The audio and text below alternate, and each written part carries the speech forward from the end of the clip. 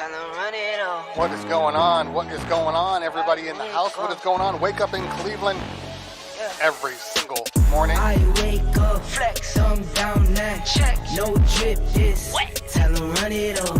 No sleep, no Rest. Might crash, might Wreck. but first I Stretch. Tell 'em run it up. I wake up, Flex. thumb down now. Check. No drip, this. Wet. Tell 'em run it up.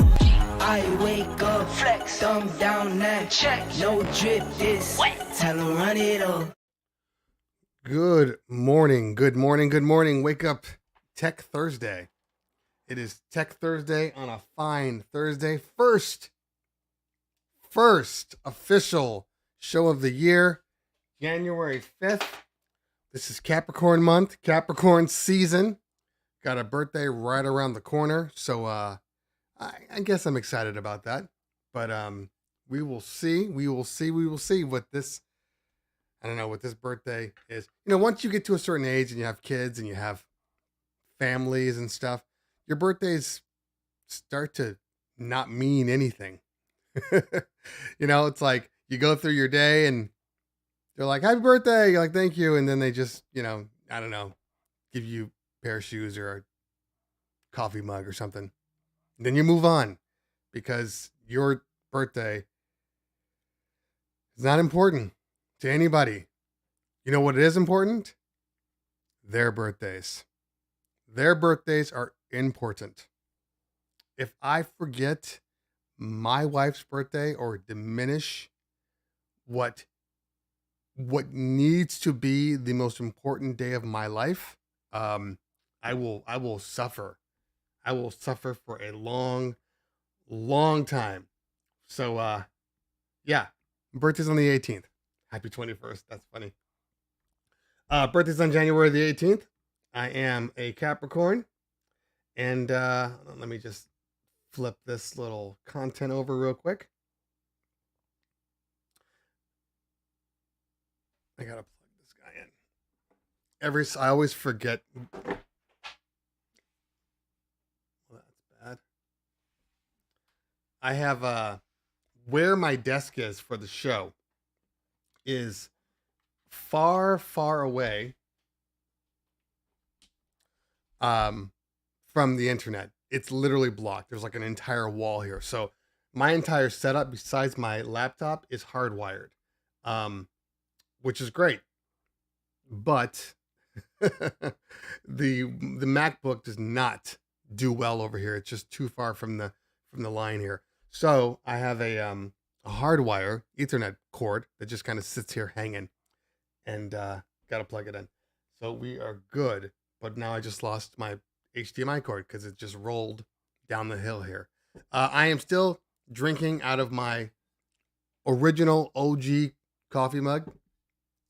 I'm trying to let the temperature cool down here. Still have not gotten my Ember. Again, would get my Ember.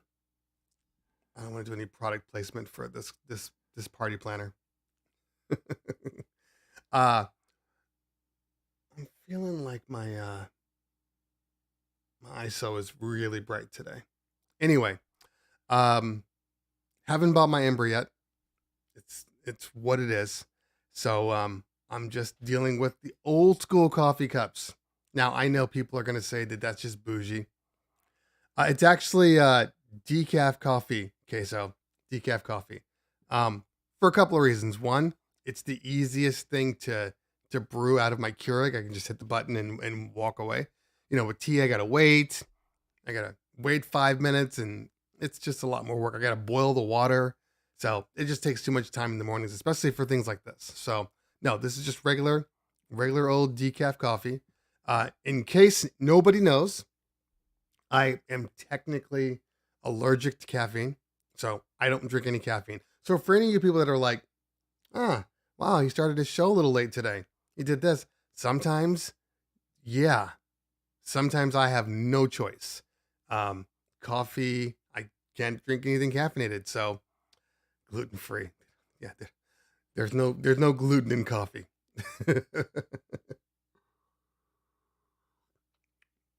DJ Rohan said, I asked for an Ember mug for Christmas. My wife said no. My wife didn't say no. See, the issue here is my wife doesn't say no to anything, which is why I have to be the one to say no. Because if I don't say no, we're gonna go bankrupt. So basically, just use your Keurig to make your tea. Ugh, no thanks, Keith.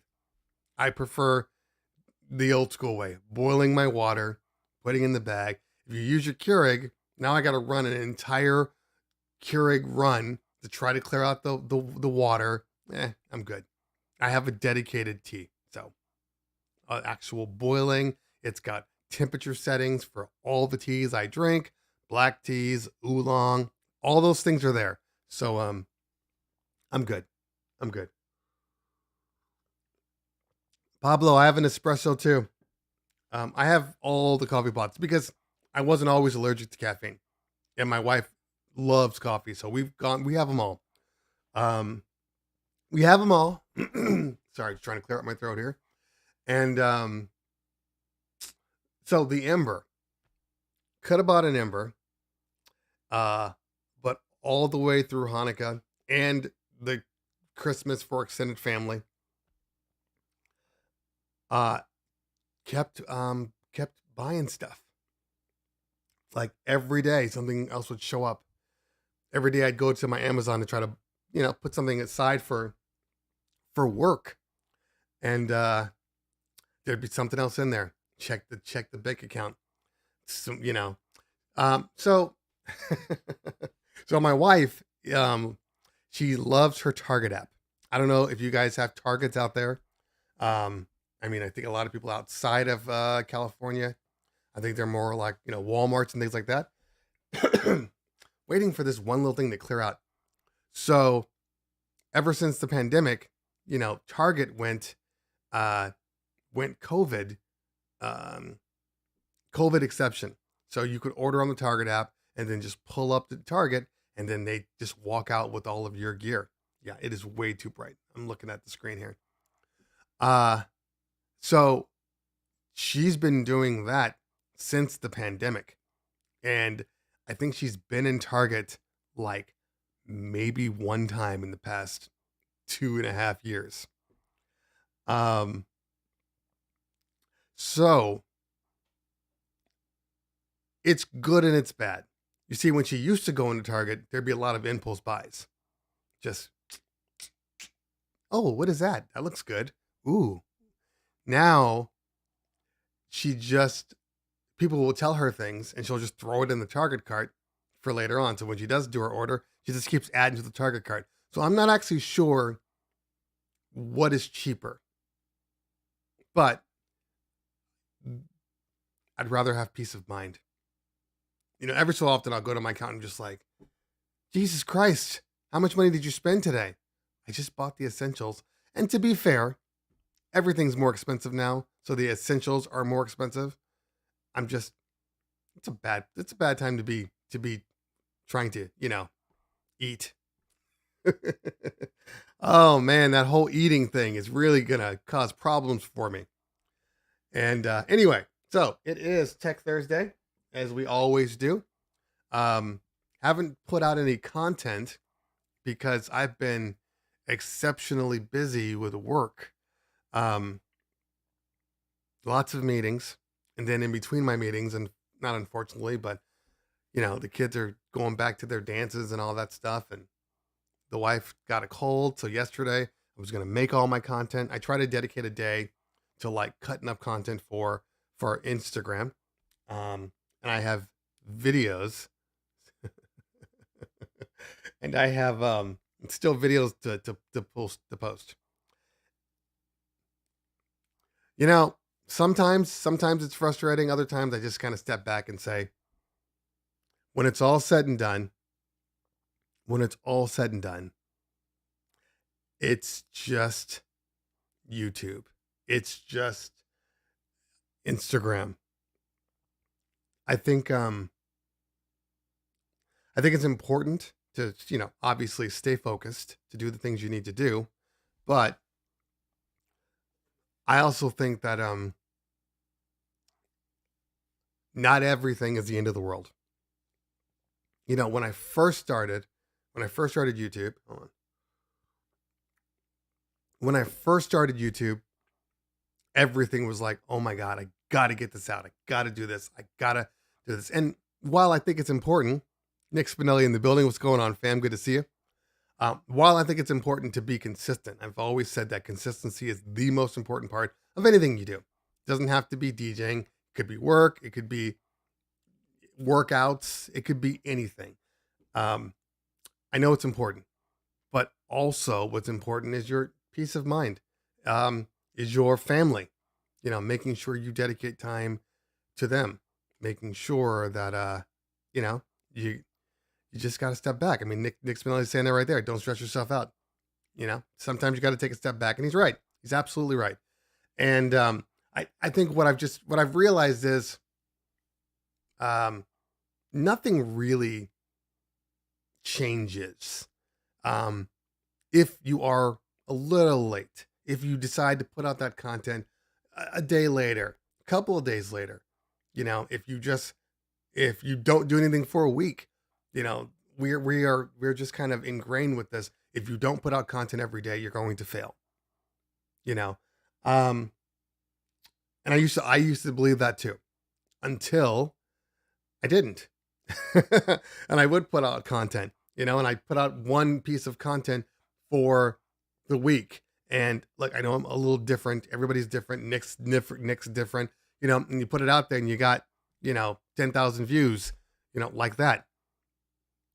If I follow what the world says, if I don't put out content every single day, my view counts are going to drop. And that's not necessarily true, especially for TikTok. I mean, who knows what's going to happen? You post that into the abyss and you just kind of wait and see what TikTok's going to do.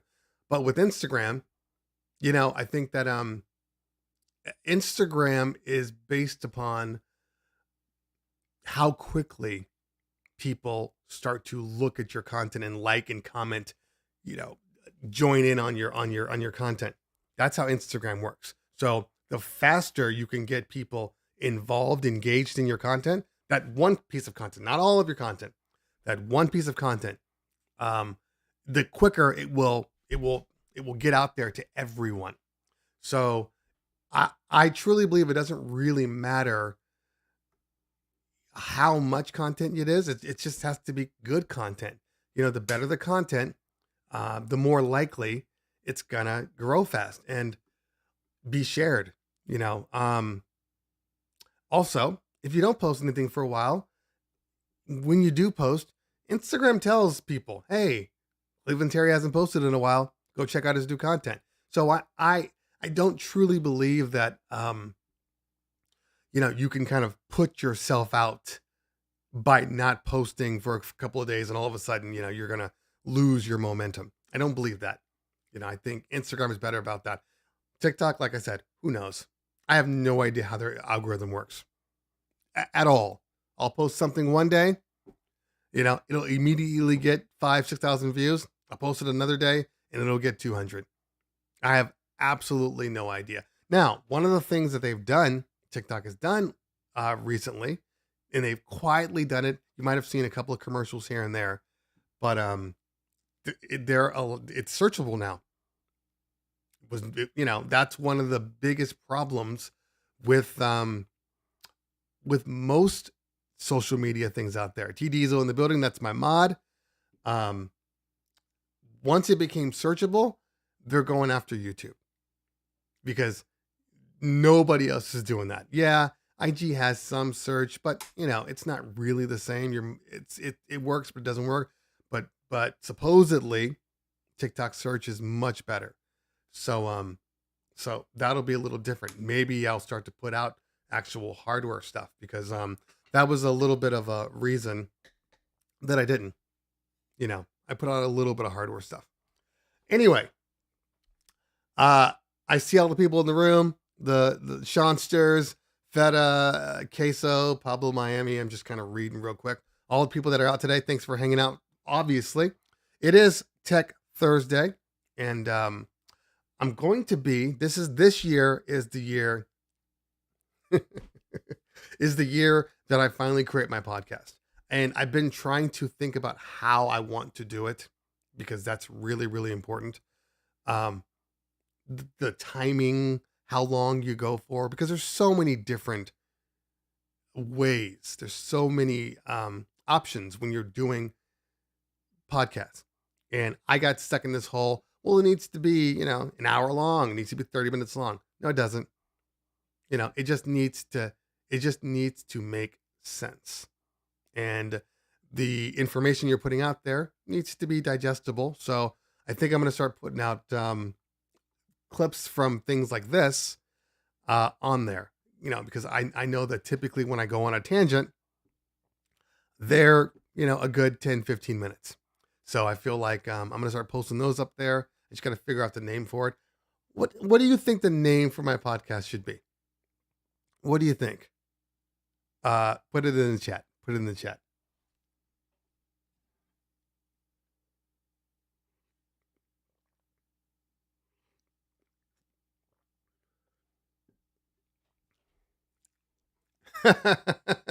T Diesel says any podcast less than 4 hours is just useless. Maybe, but I'm gonna start small. I'm bringing my interviews back, so those will definitely go up on the podcast. And but I feel like a 20-minute podcast, I think that's fine. Cleveland Talks. Maybe. I don't know how people search for podcast out there. It won't be Wake Up.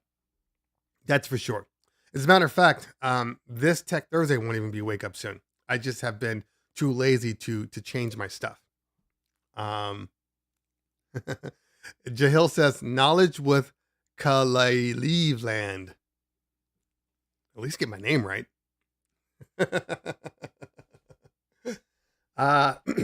Just the tips. Well, see, Mac Attack, that'd be fine, but I know I'm not going to have just the tits. I know there's going to be, I just said just the tits.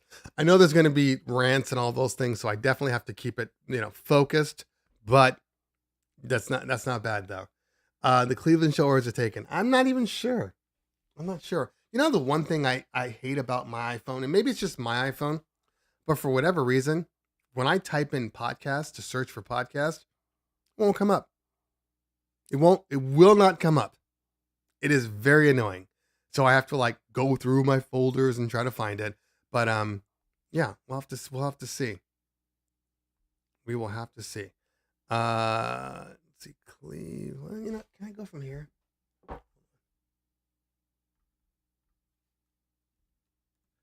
Podcast Apple.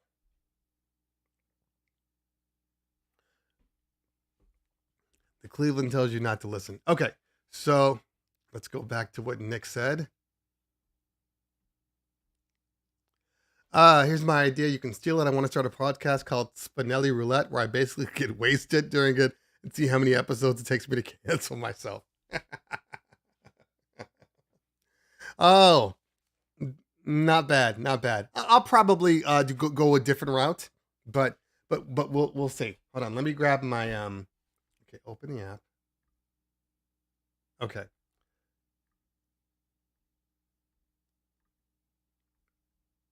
All right, let's see here. Tweak music. Okay, so it did come up. All right, we're gonna go through some stuff and see here. But first, let me get my HDMI so I can move over there. So please hold for half a second here while I get this set up. All right, so let's see what this guy's got going on. God, I hate this guy. Oh man, let me just see. So, I hate his face. So I knew there wasn't anything wrong with the S9 per se. So I guess I didn't think about it. I don't know. Maybe it was just me thinking about the set or me consuming all those shots. Or me consuming all those shots. Hold on. One moment.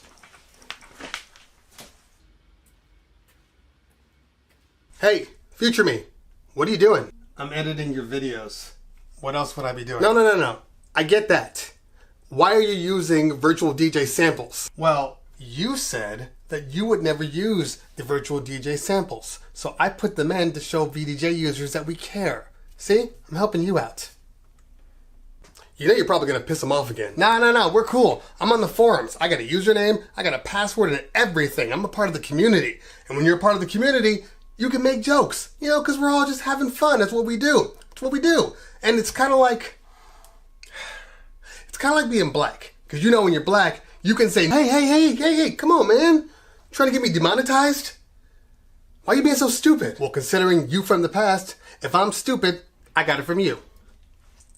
Whatever. Yeah, whatever, back at you. Why don't you go say something smart on the camera, smart brother?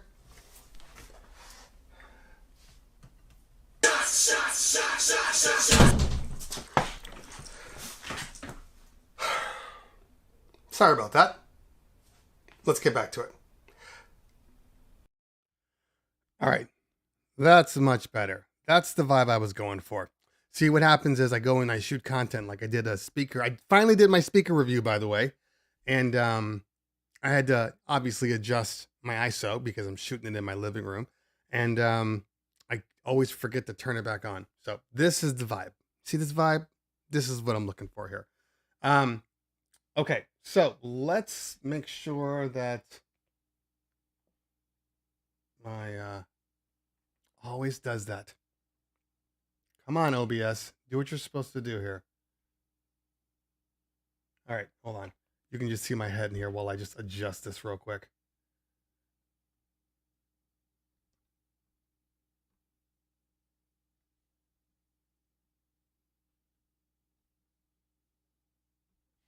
The life of a live YouTuber.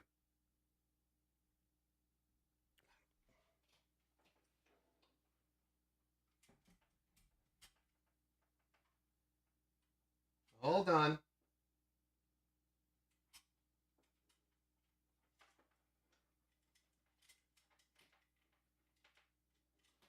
My live camera does not want to work. So give me half a second here. Come on. All right, let's try this one more time.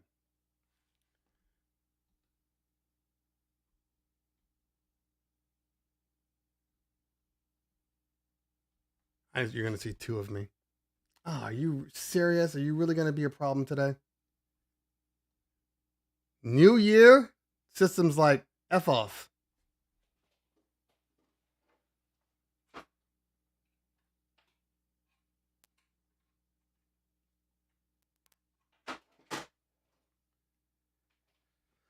Oh, that sucks. Let's see if it configures finally. Not even showing up in my OBS as an option. Well, that sucks. Okay. We'll get that fixed in a minute when I move over to my next commercial. Okay. So, let's take a look at some options here. Well, at least I will look. You will just sit there.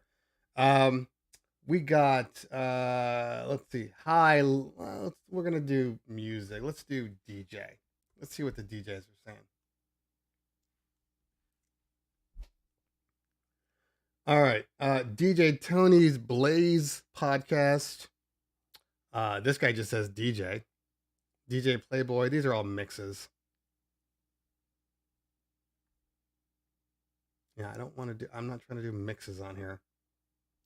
Okay, let's go to tech.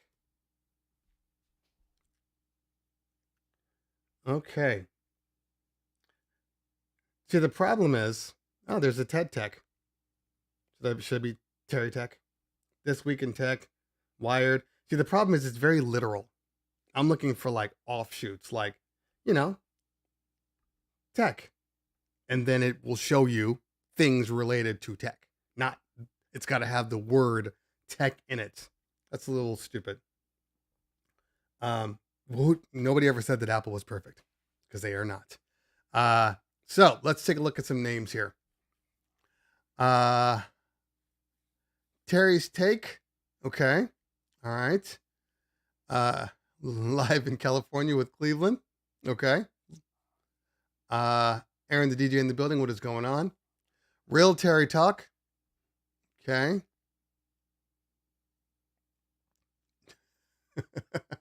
DJ Decadent says it's been done. It was called Wine About It, and the guy drank a bottle of wine and bitched for an hour. I know people like that. I don't want to bitch though. Look. I mean, I think I want to have my moments of rants, but I don't want to. I don't want it to be a bitch session. First off, most bitch sessions become ingrained in the psyche of anybody watching or listening. So you kind of become that guy. I want to help people. I think that's really important that that your podcast helps people. I've been listening to podcasts lately, and the one thing that I've noticed is a lot of podcasts they talk a lot, but they don't actually help you. Like they get started with the help suggestions, and they start throwing out, do you feel like this? Maybe you feel like this. Maybe it's something like this. And then it's like, thank you for coming to my podcast. And you're like, wait a minute. You didn't tell me how to fix it. You didn't even help me do that. So I don't want that. I think every, again, like a story, you should have a beginning, a middle, and an end. And I think a lot of people just forget that it's not just to hear their silky voices in their SM7B. You gotta give people stuff that they can work with. So very important. Terry time. Yeah.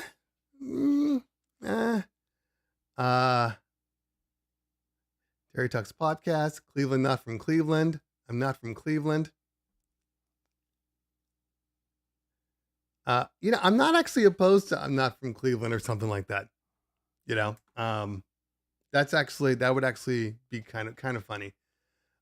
Justin the DJ's timing on his podcast are plenty. So I'm actually going to be on Justin's podcast. We already did the interview, and I don't know when it's going to be on, and I don't know. Let's see, Justin the DJ. Let's check him out here. I'm a little annoyed that it's not working properly. Hold on. I'm gonna move this USB.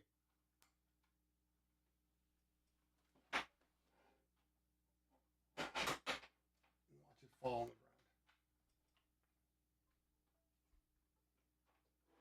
the ground. Okay. All right. Let's try it one more time here.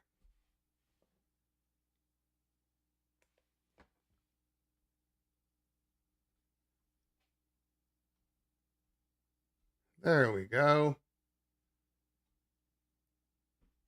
Okay, too much stuff up. Okay, here.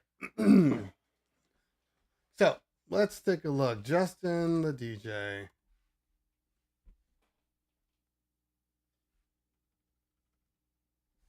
Okay, so Justin says social DJ podcast. Okay, all right. It's got 19 episodes. Not bad. And then underneath here, you might also like, hey, Nick Spinelli. We got Drew and Fuse, Travel DJ, okay, PH DJ. We obviously got the podcast with DJ Spider, and then The Road. Yeah, these are top guys here. Yeah, I gotta listen to more people.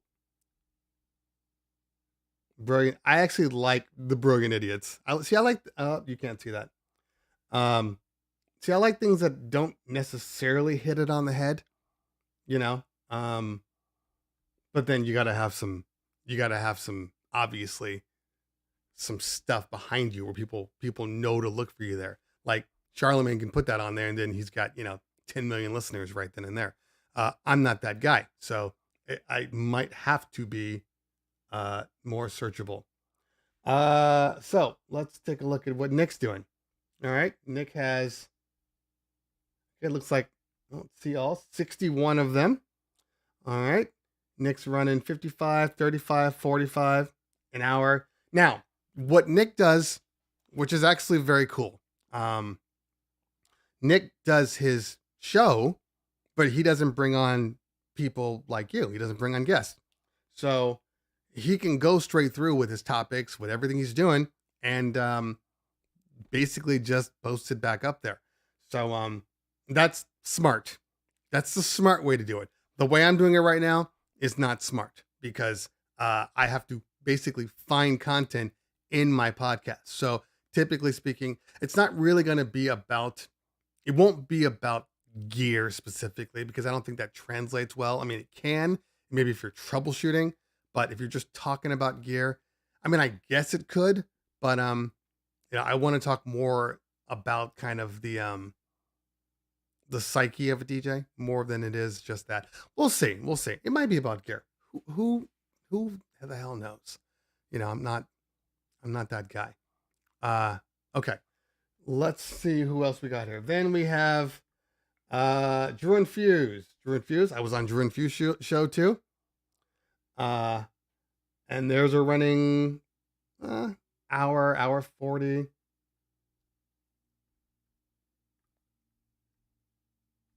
37. That'd be nice though if they would actually show on here, like, what's, not that it matters, but it'd be nice to see, how popular. I mean, they're getting a five-star rating out of 18. I'm sure that most people are getting 5-star ratings because obviously when you first start out, it's really only people that know you. So, but that's okay. You got to have what you got to have. If he doesn't use behind the beat, I might. Behind the beat. Chat GTP came up with that one. Oh, that's funny. Yeah, man, I tell you, these chat bots are going to change the world. They're going to change the world. The chat bots are so smart that I can put out there. It's really good for like kind of figuring out topics, or if you're writing a script or whatever, for your show, like you can go in there and just like, this is what I want to talk about. And it'll break it down for you. It will break it down. So, I'm going to start using that. But let's see. Behind the beat with Cleveland Terry. I like that. Now, let's do a search and see if somebody already has it. Behind the beat. Behind the beat. Behind the beat is taken by several people. Was that 1, 2, 3, 4, 5, 6? Okay. But obviously, it doesn't say behind the beat with Cleveland Terry. I know that. But as I move over here, I mean, there's a lot. Now, so let's take behind the beat and let's morph it. Let's change it up. What about your brand? Check 1, 2, rolling off the name for the podcast. Let's see. Check 1, 2. Check 1, 2 has got to be taken. I mean, it won't be taken the way I spell it, hopefully. Let's just see here. Okay, so nothing for that. Nothing for that. Okay.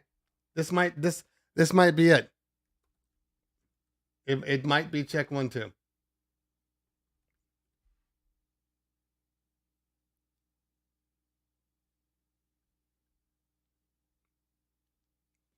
Cut the check podcast. Okay. So I like check 1, 2. That might be an option. Behind the decks with Cleveland Terry. Behind the decks. Behind the decks isn't so bad.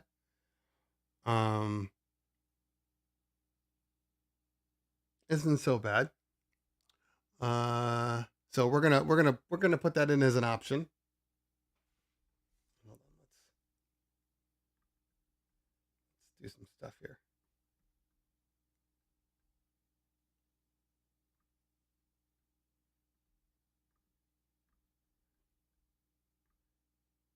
All right, no, to the right.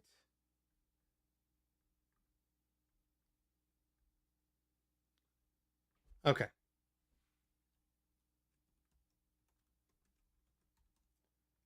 All right. So we got here. We got here. Check 1, 2, or 2, whatever. What else do we have here? What else? What was the other option that we had here? Behind the beat, which a lot of people have taken. Let's see what else here. The DJ's perspective with Cleveland Terry.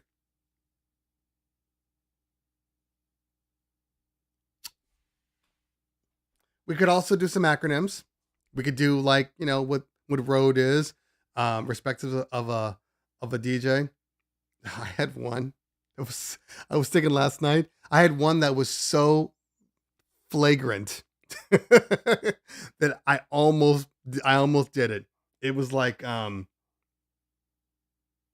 I can't even think of it right now, but it was bad. It was like NWA type stuff. Tap in Terry. Well, then I feel like they think I'm gonna be like a wrestler or something. Cleveland rocks you. Cleveland rocks you. I get it. But I'm just trying to think. That's a possibility, though. It's a possibility.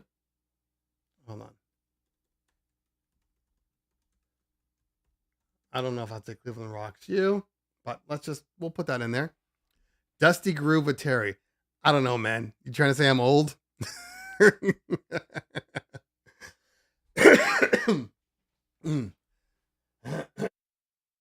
Let's see. The 1s and 2s with Cleveland Terry. The 1s and 2s.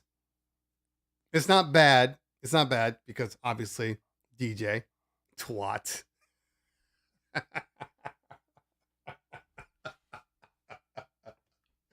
Ah, twat.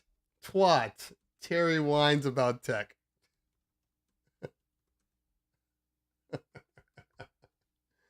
Oh, DJ Tech with Terry. Okay, that's pretty straightforward, but that's okay. 12-inch talks with Terry. 12 inches in your ear. No, probably not.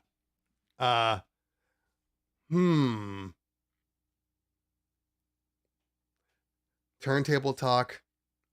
Now, turntable talk isn't a bad start.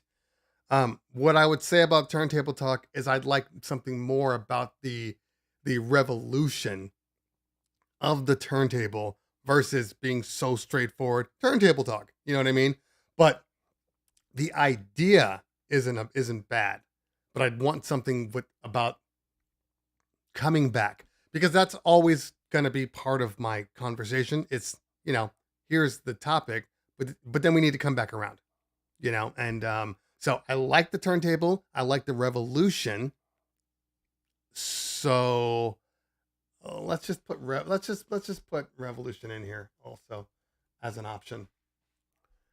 The Turntable Chronicles, Cleveland Terry's Discotheque. Why do I feel like I need to be a British guy to do that? Ruben says Turntable Terry. I mean, there are the 3 T's, but you know, we should probably keep the Cleveland in there. The turntable spin. The turntable spin.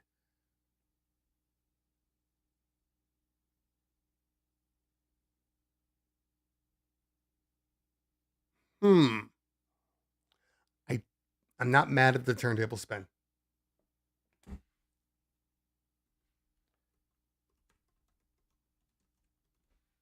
I am not mad at that one. Tone revolution. Okay, I think we're getting there. We're getting there. But let's just check to see what we got. Turntable spin. Okay, nothing pops up. Turntable Chronicles is taken. Okay.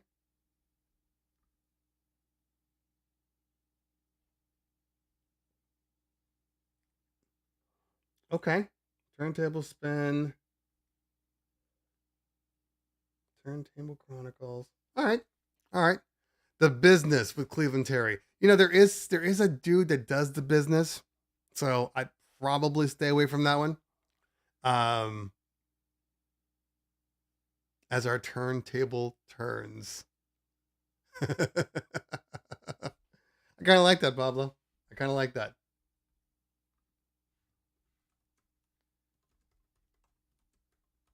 Okay. The Spin Talk. See, the Spin Talk, I feel like that should be Nick's podcast. The Spin Talk. I'm surprised that Nick didn't go with something like that. Huh. The Art of the Spin. The Art of the Spin. I like that too. I like that too.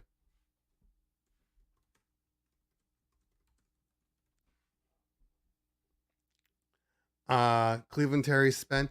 Okay. Of course.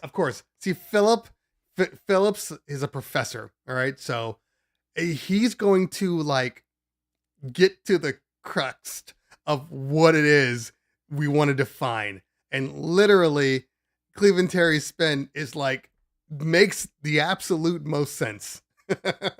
like literally the most sense. It's the easiest, it's clean, it's my name, it's discussing what we're talking about, it's my perspective.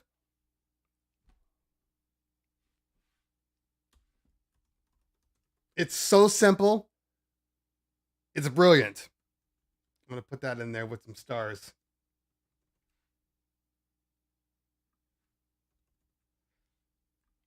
With some stars, because I might try to tweak it a little more. Spinning Stories with Cleveland Terry. That's not bad. These all came from Chat GTP. Swear to God, we're all going to be out of work. We are all literally going to be out of work. Chat GTP is going to write all the scripts. And I mean, even right now, there are things on YouTube that I watch, and they are clearly, you can hear it's a computer generated voice. You know, like the guy will write the scripts, and then the computer will do all the stuff. That's all they need to do. Is put a voice behind that. And you know, they're already talking about the dead internet and how like most content on the internet is fake and is already created by bots. That's just another thing. Another thing.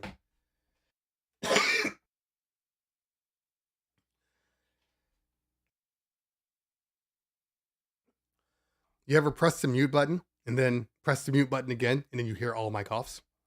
I do like pitch control. Pitch control is kind of cool. Pitch control. Decadent said I did a DJ website in 20 minutes with AI. Yeah. Can I kick it? Okay, so Othello. That's actually pretty good. But maybe instead of can I kick it,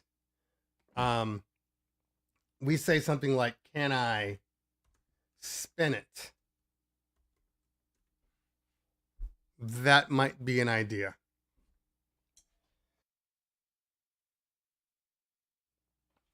That might be an idea.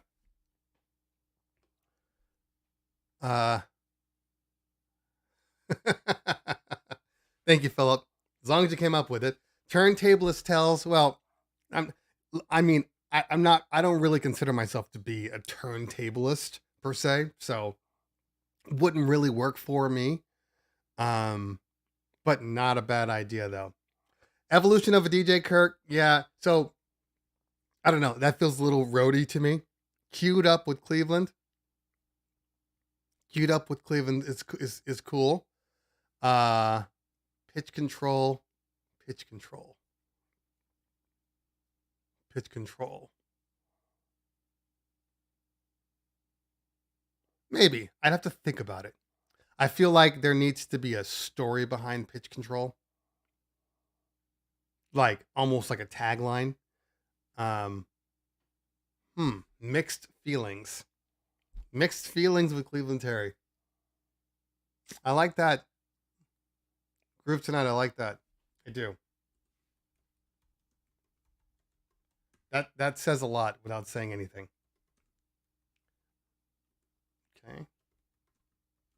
Okay. I should probably do a search to see if these things even pop up. So let's see here. Mixed feelings. My brightness keeps going down.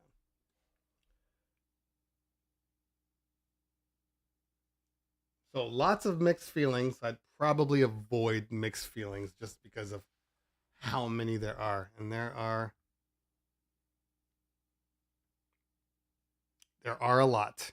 So I'd probably avoid mixed feelings, but very good choice. Pitch control.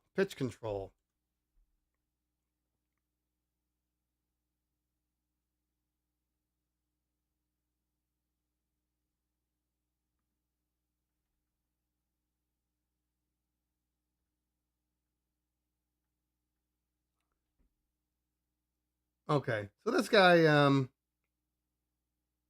he only has 24. And the last one he did was January 4th, 2020. Okay. Can I spin it?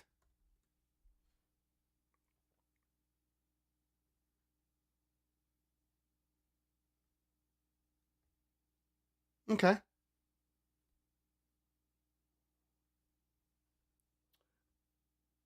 Can I spin it is honestly, I'm kind of sitting on can I spin it? That's not a bad idea. Life in sync. That's good if my life was in sync. Okay, let's see here. Hot boxing with Tyson. All right, let's see here. The mixer. So Sean Star, I kind of like the mixer. I feel like that could also be a play where it's almost like welcome in, you're invited to the mixer, but I'm also a DJ, so there's the mixer. Gotta be taken though. Gotta be taken. There's absolutely no way the mixer is not taken. See, KCRW has a mixer. I'm gonna avoid anything with KCRW.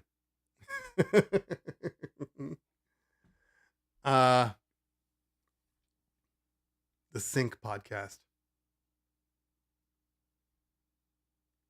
Maybe.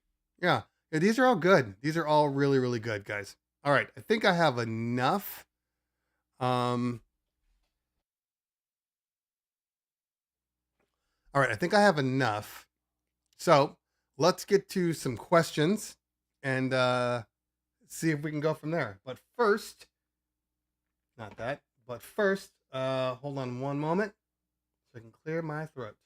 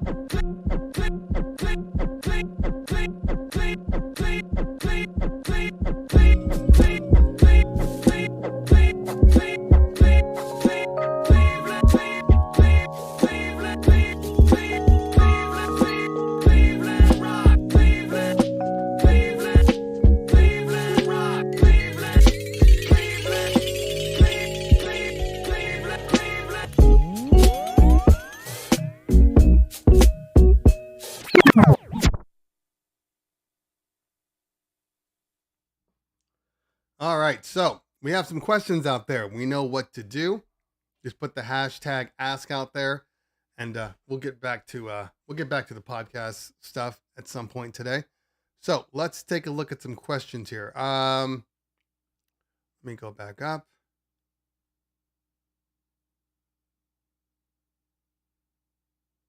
All right, I'm gonna go back down. If I missed you early on, just go ahead and repost. Joaquin Ortiz says, I got kids party for my nephew and niece coming up ages 2 to 6. Any advice? Well, yeah, just make sure you search Kids Bop on Tidal. Make sure you search Disney on Tidal, or because it's guaranteed it's not going to be on BeatSource. So there's two different perspectives on what people do, and this is your nephew and niece, so it doesn't really matter as much. Like, I doubt most people are going to care, but let's just say somebody actually booked you, and it's happened to me many times, which is why I'm sharing this experience with you. So I've seen a couple of different ways that it typically happens. One of them is, hey, I'm having a 2-year-old or 6-year-old party. Come over. Just make sure you play a lot of kids' music that they love. And then, maybe you jump around with them for a little bit. You do some Simon Says or things like that. And that's when I'm literally playing every Kids Bop version. I'm not, for the most part, playing any originals. Playing all the Disney joints, the Encantas, the Frozens, anything and everything related to Disney, I'm pretty much staying on, because all of these people at 2 to 6, Disney's probably like their number one channel. So the kids are going to know it. They're going to have a good time. That's the first way. The second way is the client books you for their 2 to 6-year-old party, and they don't care about the kids at all. And then they're like, play music that the adults want. So I've done them both. I actually did a third one, which I will never forget. So it was a few years into the business, and client books us. It's a 2-year-old birthday party at one of those like jungle gym style things. Not necessarily the ones where you're climbing up, but like, the kids gyms, my gym, all of those types of things. So we get there and we start setting up a couple of Eons, normal system. I think I'm rocking my SX2. No big deal. There's like 30 kids. They're all between 2 and 5 years old. I start playing kids' music. Now, there's 30 kids, but there's also 45 to 50 adults. Their mom and dad. There was a lot of couples bringing their kids to this party. So there were adults, but then there were a lot of kids. But a lot of adults. Okay. Need to make sure that we understand this. So when you see a lot of adults and you see you have responsibility for their kids, you're obviously going to take some responsibility for what you play. You're going to make sure that it's super clean. So I start out with Disney stuff. We're playing that. Kids come alive. They're on the floor. They're right next to the speaker. They're jamming, doing their little 2-year-old jam thing. And I'm doing this for like 15 minutes.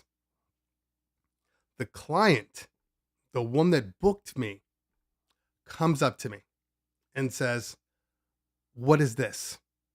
I said, "It's kids' music. They know, look around. They're dancing." Okay. Even her daughter. She says to me, and I quote, "We don't want to hear this." Oh, okay. "My baby loves Jay-Z. So play Jay-Z." So I'm sitting there going, I guarantee you none of these other kids know Jay-Z, but fine. We have some adults in here, so I play a little Jay-Z. She wants hip hop. So I'm playing Jay-Z, play another couple of tracks. I'm getting total stares from all of these people. What the hell are you playing? My 2-year-old doesn't know this crap. Why are you playing this crap? I'm just getting the eyeballs. I see a friend of mine that is actually there also, that knows the client, that didn't realize that before I booked it, but knows the client too. I walked up to her and she was like, "What's going on?" I'm like, "This is not my choice. I want to play stuff for the kids, but she doesn't want that." So I played for like 15, 20 minutes and then I start to kind of go back to the kids stuff because the kids have completely left. They have want nothing to do with this at all, obviously. And so I start sprinkling in the kids' music again. And of course, the kids run back to the dance floor within like 2 minutes. "Don't play this. Go back to Jay-Z. That's what my baby likes. My baby likes Jay-Z." And needless to say, for an entire 2 hours, I played nothing but grown-ass adult hip-hop. And it was a really bad experience because it's one thing to do what the client wants. It's another thing when all those prospective clients are no longer prospective clients because they want nothing to do with you and your Jay-Z, you bad DJ you. Because nobody thinks it's the client that's asking for Jay-Z. They just think, "Oh, look, there's the DJ doing DJ things." So needless to say, I've never done another event like that. And she took forever to pay us. Took forever to pay us our final balance. We had to go after her and like threaten like literally legal stuff. And this was like a $500 thing. It was nothing.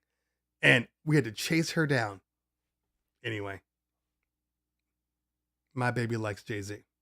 That's going to be the name of that particular podcast. That title of that show. My baby likes Jay-Z. That's going to be the name.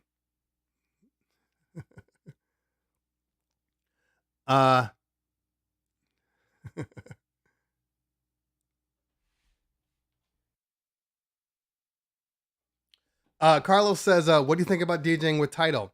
The sound is good. Sound is perfect. You're not gonna have any problems. I mean, it's still operating at least. I think even their lowest quality is in the 200s, and their high quality is what 384 or something like that. It sounds better than your MP3s. And again, keep in mind, I mean, because I know a lot of people freak out with streaming, but you know, Serato's a little different because it will allow you to play a part of it before it's already downloaded. But everybody else typically downloads the whole version before you can play it. I actually prefer that. I'd rather have to wait a little longer because what happens is sometimes, specifically with Serato, sometimes you will load the song in and your Wi-Fi will kick in and they'll be like, "Here you go." And you'll have like 20 seconds of the song.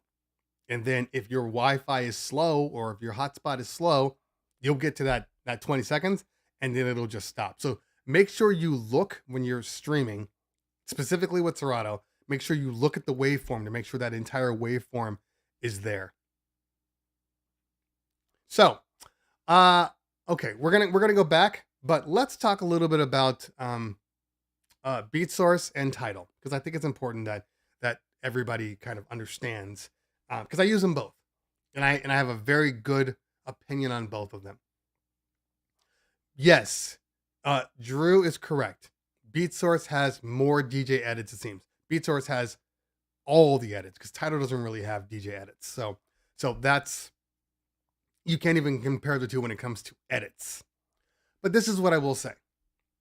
You know, as I've been DJing more with stems, as I've been throwing tracks more like on the one instead of trying to mix them, as stems has become popular, and as people ask for music, you know, I'm rarely trying to like blend. I'll still mix it, I'll still do my thing, but like the blending part is something that is not as important to me when I'm streaming. So if they only have the original edits, like they don't have an intro or an outro, I'm okay. I don't even need an outro. The outro thing to me is fine, but in general, I don't really need an outro. Intros are cool, but all I really need is you know, one bar with nothing on it, with no, you know, words or the hook or whatever. But even if it's the hook, I can drop it right there. But one bar is all I need doom, doom, doom, doom, bam, right into the track. Like, that's fine. Or with stems, you can work that acapella in. You know, go to the acapella, bring out the acapella on the other one, or go to the instrumental part on the other one, start playing, you're into it. You know, so I don't really care if it has an intro or not anymore. You know, now when I download music, yeah, I will download the intro version. But the funny thing is, I'm probably only using 2 bars. 2 bars. Like, I don't typically play the entire, you know, whatever, 16 in there. Just doesn't happen. Case says Tidal on Denon Engine is OS is awesome. Yeah, Tidal is great. Tidal, in my opinion, is the best all around. Any song you need, clean or dirty, they're probably going to have it.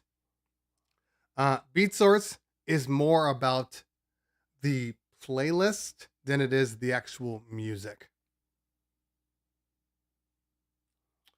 The Tidal has songs we can't find, like songs from Haiti or different countries. Yeah, it's I mean everything. You know, I know BeatSource is finally getting country music in there, but before that, you know, like BeatSource is. I feel like there's a delay on BeatSource. Now, do not take this and turn this into a Cleveland Terry doesn't like BeatSource. I love BeatSource, and the fact that I can go offline is something that no other streaming service is doing. So if BeatSource, I always will have BeatSource, you know, because let's just say, for instance, you know, a client gives you a list. There's, you know, I don't know, 100 songs. That's a lot, I know, but let's just say it. BeatSource might struggle with like 6 of them. So 6 of them, you know, maybe you go out and you download them or you try to pull them from somewhere else.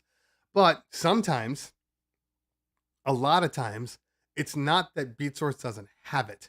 It's that however the title and artist are parsed and BeatSource is trying to match that with their database, that's where it struggles. They probably have the song, but it just is not in that exact same thing. So that is what I have noticed. So sometimes you're like, oh, they don't have this. They do have it. You just have to manually search after that.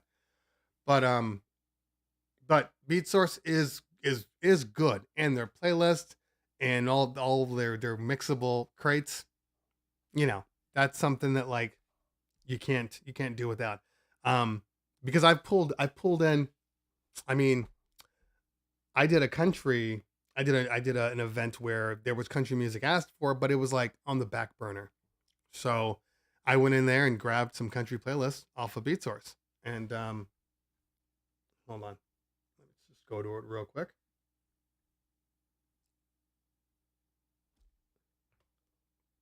Okay. So we got country line dances.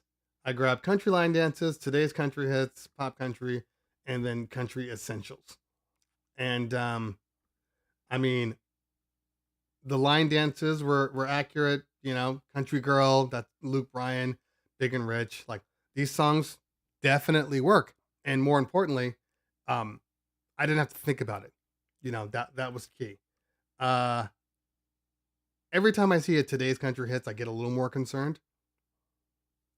Because I don't know them. And as you can see here, this is the one thing that I think I can do without, is this extra Whiskey on You intro, Whiskey on You original mix.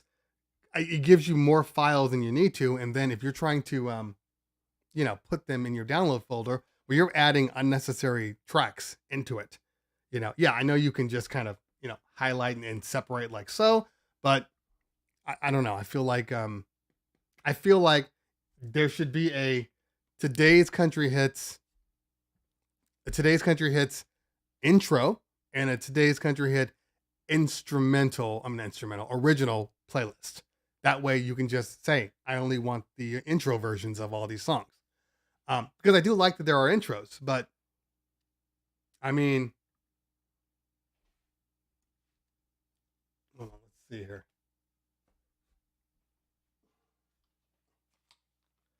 I don't want to demonetize this, but let's just see. Hold on. All right. So that's the intro with the beat. Easy enough. The original.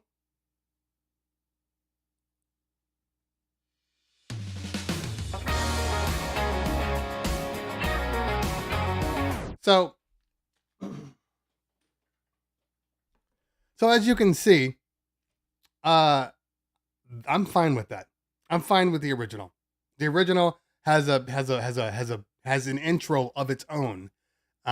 Because typically speaking, most bands, most anything will have at least some sort of a 4 or 8 bar beginning, and then you can mix out. You can mix in right from there. So those are options. How do you switch the title when you're already using BeatSource? It's easy. It's stupid, but it's easy. Okay. So just head over to your library and you have your music streaming services right here. So if I just click on title, there's a song in there, so it's going to delete it. And then that's it. And now I'm in title. Also, this works when you are trying to add new playlist in, maybe while you're DJing, because that's the one thing, if you've noticed, there's no refresh in Serato. Doesn't exist. So in order to get an updated title, and I'm not logged in, that's why it's doing that. I'm not going to log in right now.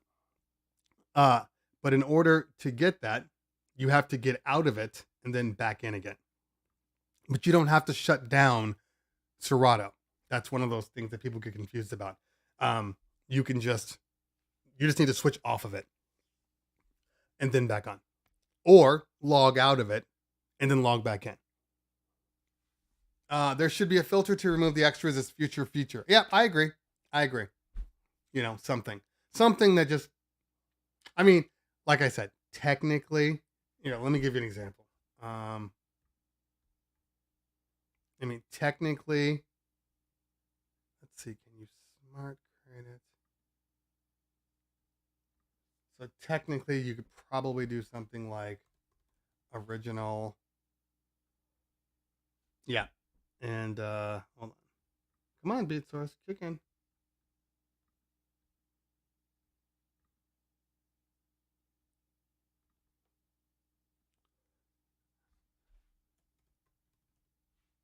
So there you go. And now you only have originals or intro. And now you only have intros. So you could do that route and then just select them all and then drop them in your locker and then you're good. So that's definitely an option. But that's just one more step that I don't need. But yeah, that is an option.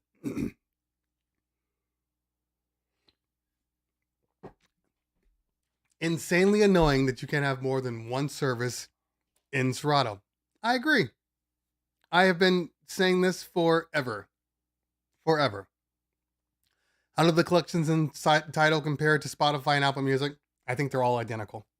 There hasn't been one song that, because I'm an Apple Music guy at home, so I'll create my playlist and then I'll search in Tidal and they'll always be there. There hasn't been one song that hasn't been there. Need the ability to use more than one streaming service at a time. Syndicate. Well, that's easy. Don't use Serato. Use any other program.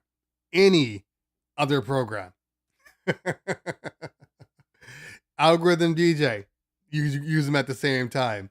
Record Box. You can use them at the same time. Virtual DJ. You can use them at the same time. It's only Serato that won't allow you. Now, this is a limitation of Serato, and in order to make this happen, there has to be a massive rewrite. I know they're working on it, but that's something that has to happen before you can have multiple streaming services. Their library management is the weakest part of Serato, without a doubt.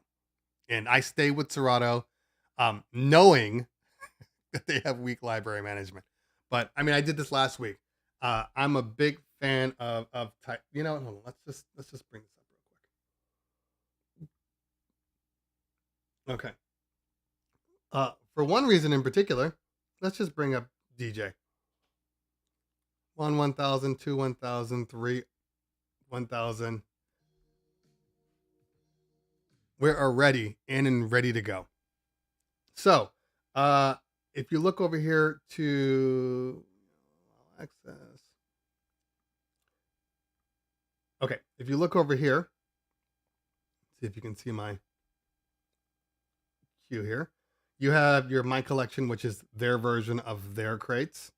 And then you can obviously open it up. Then you have your iTunes music, which is why it's got, or sorry, music.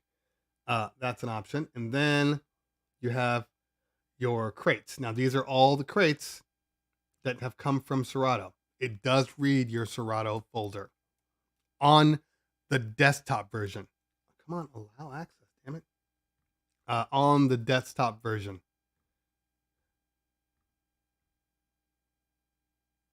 Okay. On the desktop version only. If you try to do it from your iPad, there's a lot more work involved to make it happen.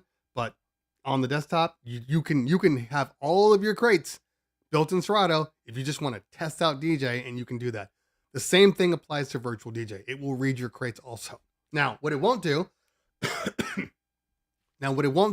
is update your crates. So you can't add something to it or readjust. I mean, you can go into groupings and change that. If you change that in groupings, then it will put it in the way that it is in your Serato. Your grouping is basically your numbers. But you have title right here. You got beat source right under. And if you had other ones, they would pop up too. And you can play them at the same time. You can go up into your crates. Like I have a La Descarga. That's a venue that I do. But like I can go into here. Let's go into beat source real quick. I'm not logged in, so I'm not going to do that. Okay. I'm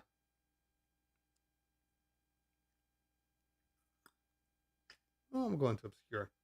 So the difference is I can go into request.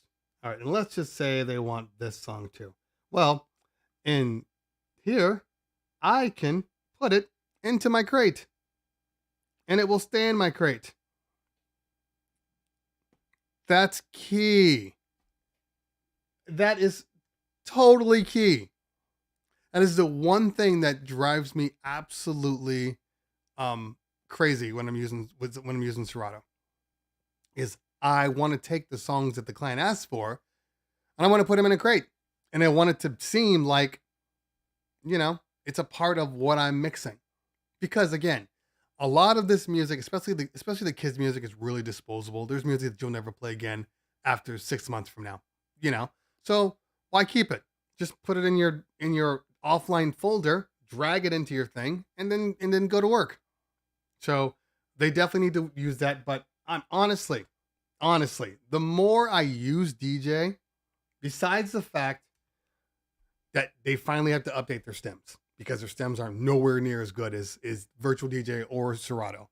But the more that I use DJ, the more I want to go and use it as my default. In all honesty, it's that good. I really do like the way they do things here. We'll see. Let's see. People are saying video sucks in Serato. Yeah, it does, but it just depends on what you're trying to do with it. I don't think, for me personally, video is not the weakest, because I only use video in basically, it does what I need to do. Like, hold on here. Video. Okay. So it does what I need to do. I have all of my media down here, and I have a lot of random videos, and my random videos, are stuff like,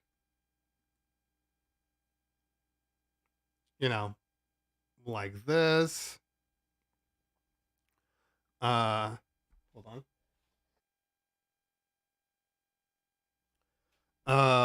Avocado. Now these are all just sitting in my media player, and they will go in the background when I'm just DJing. And then if I want to add more to it, well, I can just go into here and then, add an effect. So maybe we're doing, you know, audio split. So I can add to it. I can still add all my text. I can still add a logo on top of it. So, and I have my create on random. So then when I go to another song, it'll just switch it up. So I don't personally have a problem with video. Because it gives me enough.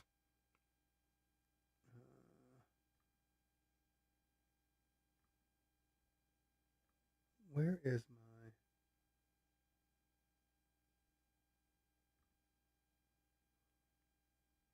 Yeah. So it gives me enough for what I personally needed to do. And when I want to put a logo in, let's see if there's a logo on here.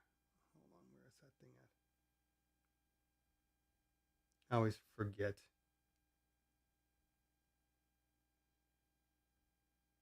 That's to bring it in. That's my text.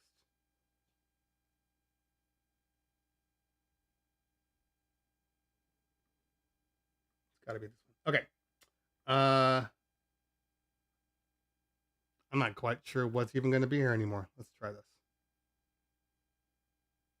And save. And then turn it on my main output.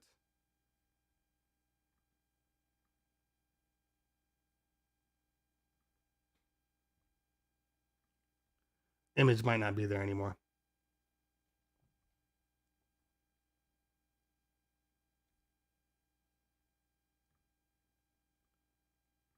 Make sure you guys use your smart folders. They are a lifesaver.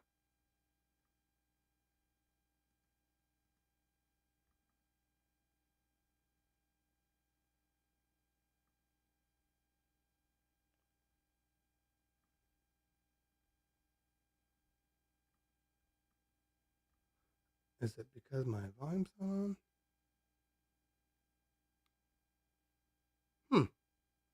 Not quite sure why it's not showing up at the moment. But normally it does. It could be a volume thing.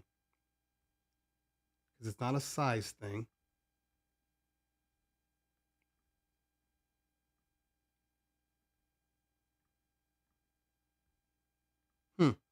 Anyway, so normally that works. It's not working right now, but this could just be me being stupid. So it does what I need to do. I know a lot of people go really, really into video. That's not me.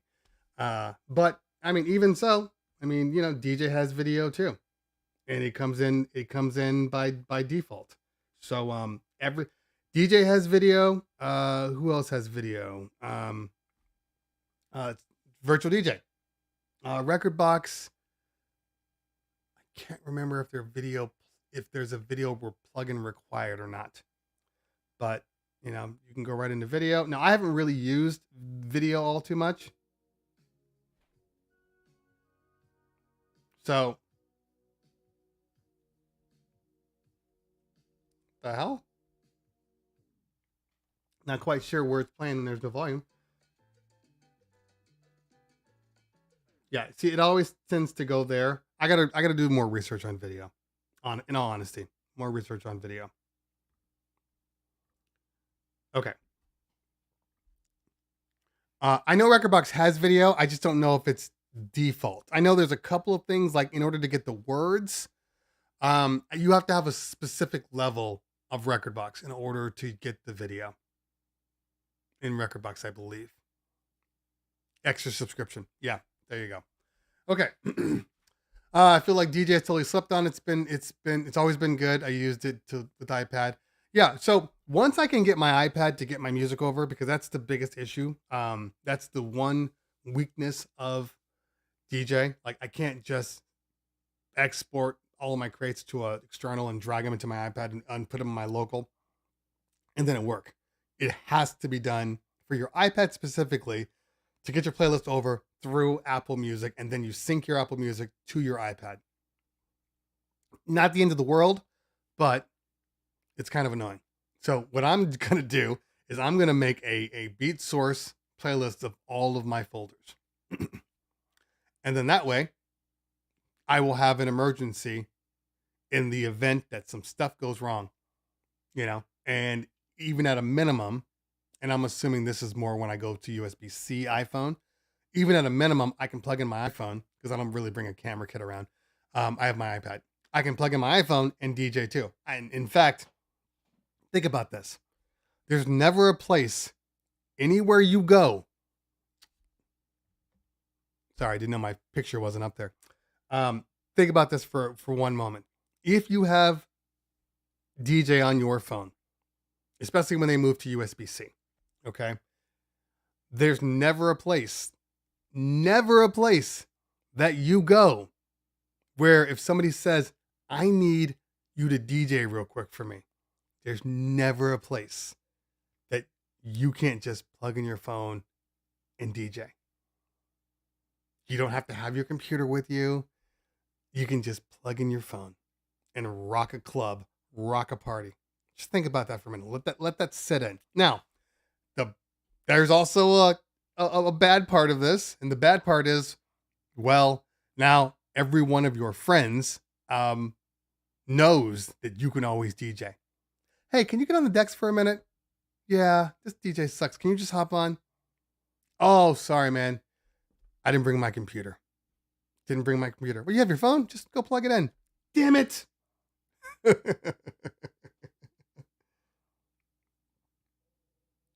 I use my iPad with external SSD. That way I don't have to download my iPad. Take too long to do large sets of playlist. Okay. I see that. So then you go through a hub is what you must. I'm trying to avoid going through a hub, But again though, how are you getting your playlist over? I know you can get your music over. I spent a while going in and pulling all of my folders and putting them on my local on my iPad, and then I go into DJ and it's just like garbage. And I'm like, I'm not going to create a whole new playlist. So how are you getting your playlist over? Retro DJ in the house, what's going on? Okay, let's see what else we got here. While he's answering that, let's go back to another question. I've been trying video since it came out. Got a new laptop for it. No matter what we do, crashes. Always been in touch with Serato. I need more specs. 69. What computer are you getting? What computer did you get?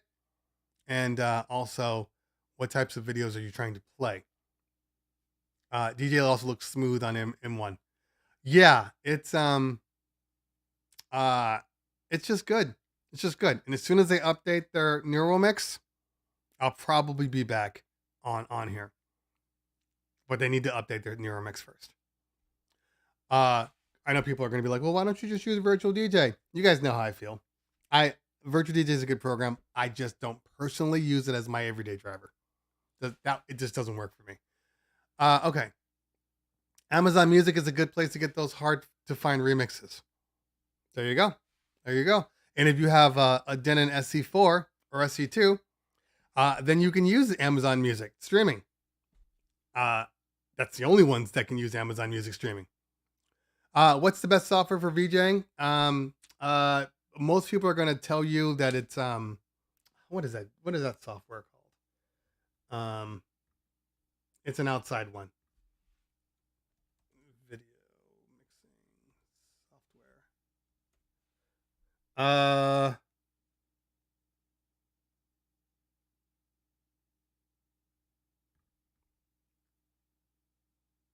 don't want editing. I swear, sometimes DJ video DJ mixing. What is that thing called? What is it called? It's driving me nuts. I cannot believe this is not coming up. I'm very sad about this. Yeah. Best DJ video mixing software. Okay. It should be number 1. I'm sure somebody's already answered in here. Oh, God. Nothing. Make sure okay. Throw it up there, guys. I know you guys know it. I just can't remember it right now. EDM remix of Baby Shark for kids parties. I actually have an EDM remix that I do play. Okay. All right, back to the questions.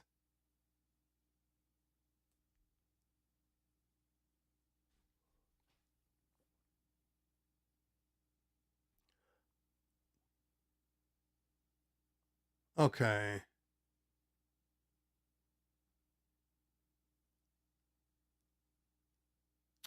Does anyone know how to convert Apple Music playlist that was shared to some kind of document? I assume you're talking about exporting out your Apple Music text. That should not be a problem. Because there's an export feature. It's just, where is that export feature at? Let's see, playlist. Okay, let me go to one of these playlists. Let's do room openers. There's not going to be any music in here because I don't have anything in my stuff.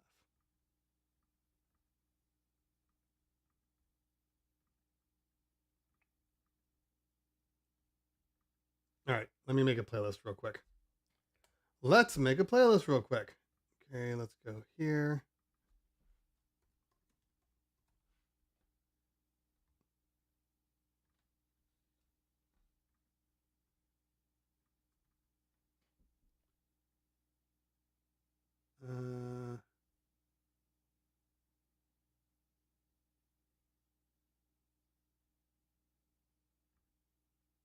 Okay.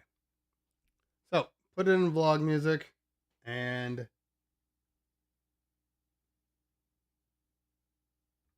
there it is. Oh my God, they still have burn playlists to disk. That's funny. Okay. So in your library, you have export playlist. And that's it. You can also export the actual library. And it doesn't kill you to make a backup of this. Honestly, I've actually retrieved several playlists because I exported out the XML and was able to re-import it in. So that's the easiest way. Because then no matter where your music is, if it's on an external or whatever, you can still import the playlist and then have it pull the files again.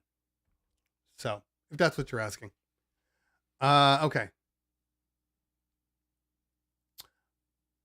All right. Dre John asks, do you know if the Rain 1's FX paddles work when plugged into DJ? Of course they do. Do they trigger the DJ effects while working with Serato DJ? They work exactly the same. So DJ will, when you do the paddles, it'll just trigger DJ's internal effects the same way it does for Serato DJ. So even with the iPad, doesn't change. The only difference is on DJ, on the iPad, you can only use one. One is for, you can only use one effect for both sides. If I'm not mistaken. There was one little, it was quirky. There was something that I had to do in order to get it to work. Like your effects pad, your effects numbers on the Rain 1 were they don't select every effect. They need to be on. There was something. Either way, it works, but there was something that was slightly quirky about it a while ago when I used it. Okay.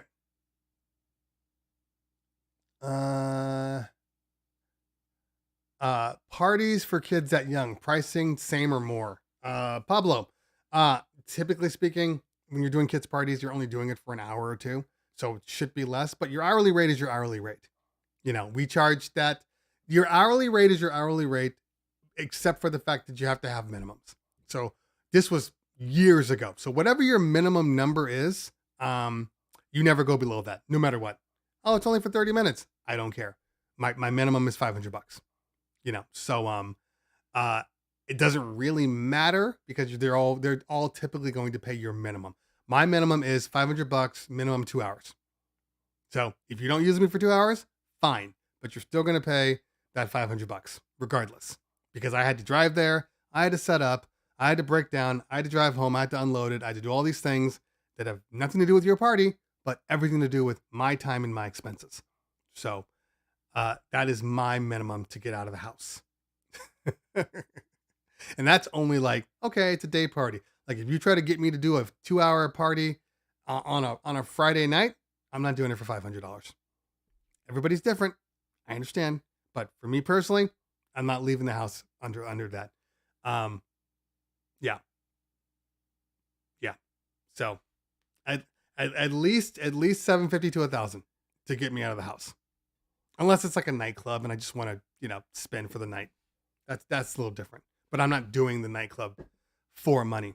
Celebra Harmony says, what samples would you recommend to use as drums using the Rain 1 pads? Why don't you just use drum samples? You know what I mean? Like, you don't have to.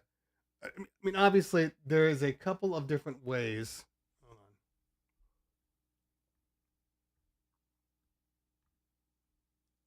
on. So if you were to go into your sounds here, I mean, obviously, you can take something like,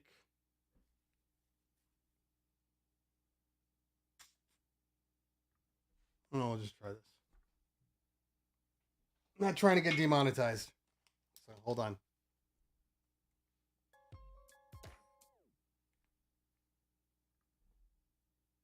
Oh, I'm still in here. Let's get out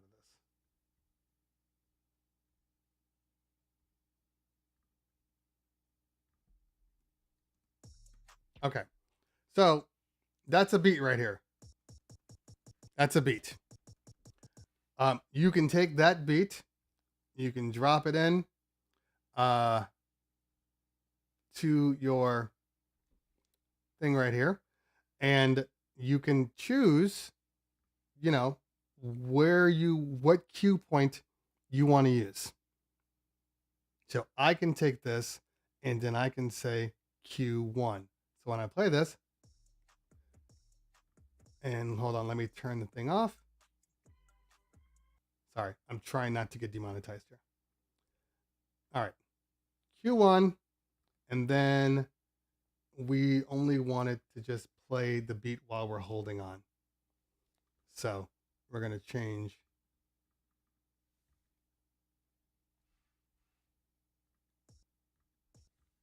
There we go.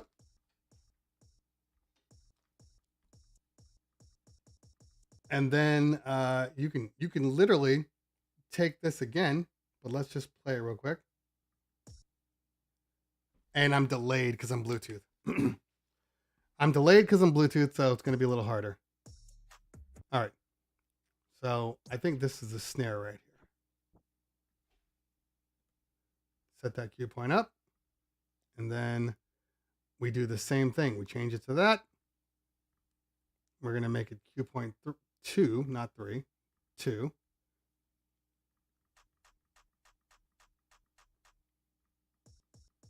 And I'm literally creating a drum pad, and I haven't done anything, So you can take your favorite tracks, your favorite beat, your favorite instrumental from somewhere, and then make the beat right there. And now you have something that's current sounding, and you can still go to work with it. If that helps. Okay.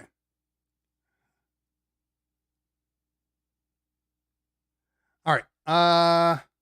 Patrick's vlog says, streaming or DJ pool downloads, what do you prefer? The answer is yes.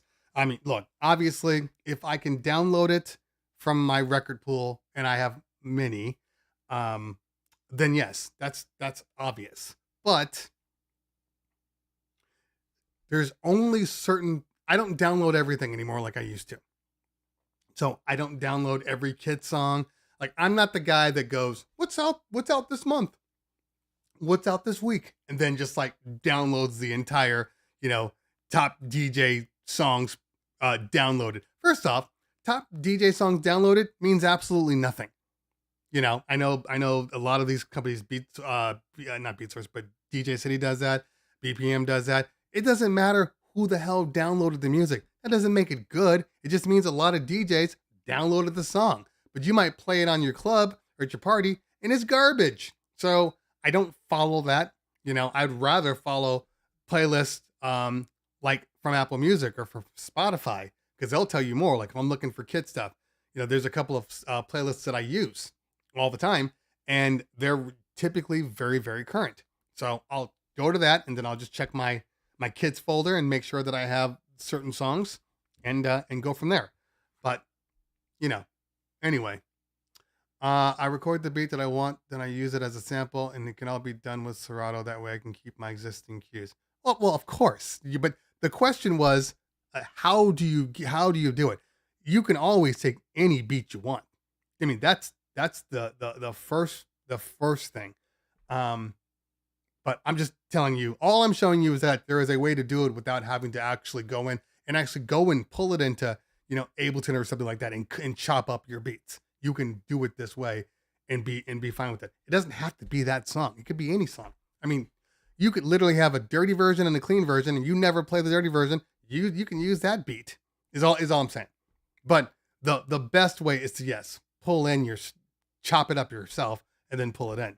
You know, the thing about Rekordbox, which is what I like about Rekordbox, is Rekordbox actually has a full-on drum kit, a drum sequencer that has nothing to do with your music. It will take the reference for your music, but it doesn't require you to like add in any cue points. You add the cue points in on your actual sequencer. So there's a lot of good programs out there, a lot of good programs, and it's getting hot.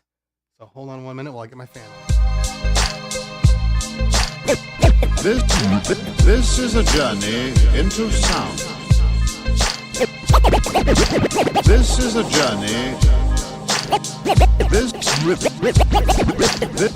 is a journey into sound. Sound.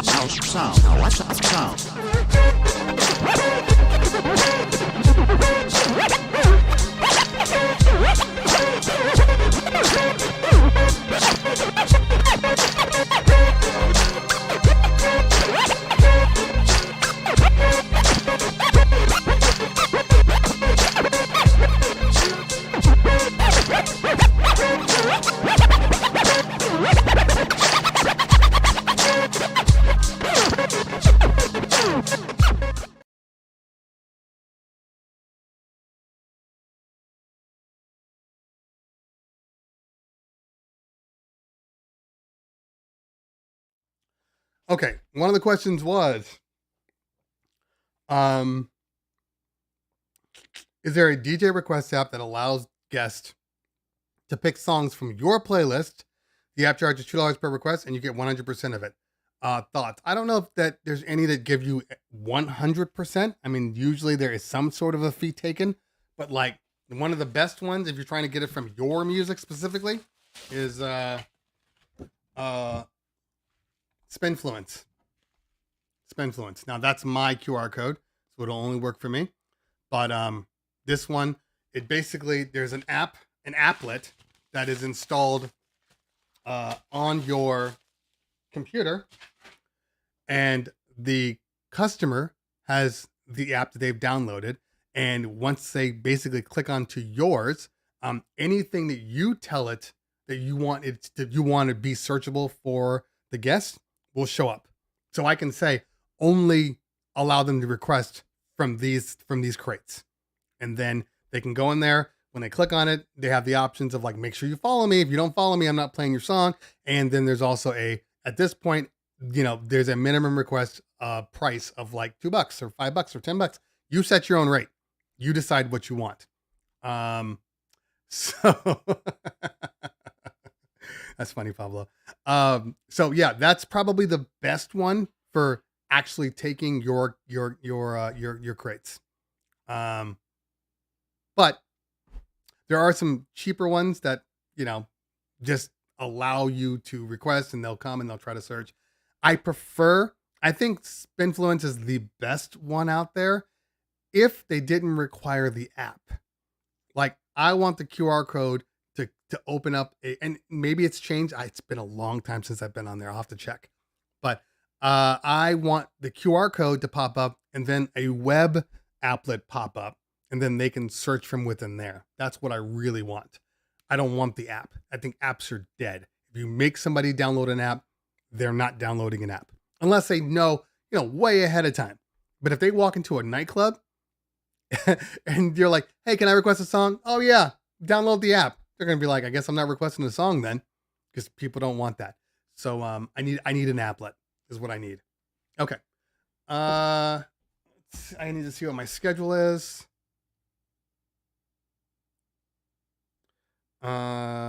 Today. So I know, okay, I do have a 1 o'clock and a 1:30 and a 3 o'clock and a 4. Okay. A little busy. Max XBL says I used a browser-based one a while back. Worked pretty well. Yeah, that's great. Put it, if you remember it, put it in the chat. Okay. All right. Last couple, and then I definitely have to go. Jone Trujillo, thank you so much. Appreciate that. Streaming or DJ pools? Okay, I answered that one. Eric's DJ E Swift Ross. Do you find yourself downloading less music now that streaming is more reliable? 100%.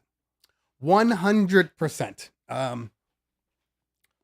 It's just if a clients give me playlists, so I'll take those playlists, I'll convert them into Soundees.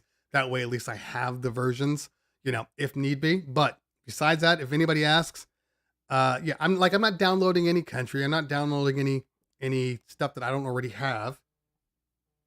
Sorry, my phone is ringing. I can't take your call right now. So in general, I don't download nearly as much. If a track is hot, a lot of times I'll play it off the stream first, see how people react to it, and if they're blowing up on that one particular song, then I'll download it and make sure I have it. But yeah, I don't download everything at first. I will download music after the party. Oh, that song was hard. People love that song. Okay, let me make sure I have that. DJ Showcase, what are some tips for staying up to date with music? The newer music that's out now doesn't move me as much. How do you stay motivated and stay current? Well, you find some playlists that work for you. Like I said, I have a couple of playlists that I work. Now, this isn't for all music. You have to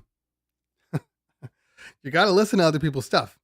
Like if you're just a working like mobile DJ or even a club DJ that doesn't listen to anybody else's mixes or go to anybody else's clubs, you're going to struggle, So I say, obviously check the radio stations, listen to the radio. That's important, even if you only do it once a week, because in general, all that music's repeating anyway. So if you listen on a Monday, you don't have to listen until maybe Friday, where, sometimes a lot of these stations will have like DJ mixes, hour straight DJ mix, blah, blah, blah.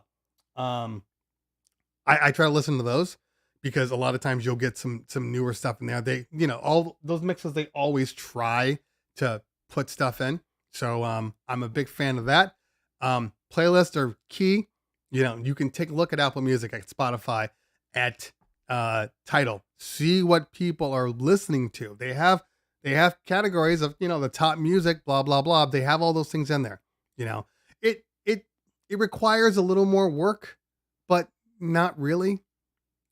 Once you get the things that work for you, you can go to the radio station websites and check their top 20 that they're playing, or you can just listen for an hour. In all honesty, because you really want to hear the music anyway, because you don't want to just take a top 20 list, download all the music and not really listen to it. So it's good to hear it, how it's being used, on the radio too. So, so that's what I would do, but you got to stay up on it and, watch TikTok, watch Reels. A lot of that music is being requested now. You know, I was on a wedding and the client requested Billie Eilish, not Billie Eilish, the artist, Billie Eilish, the song, because it's so popular, you know.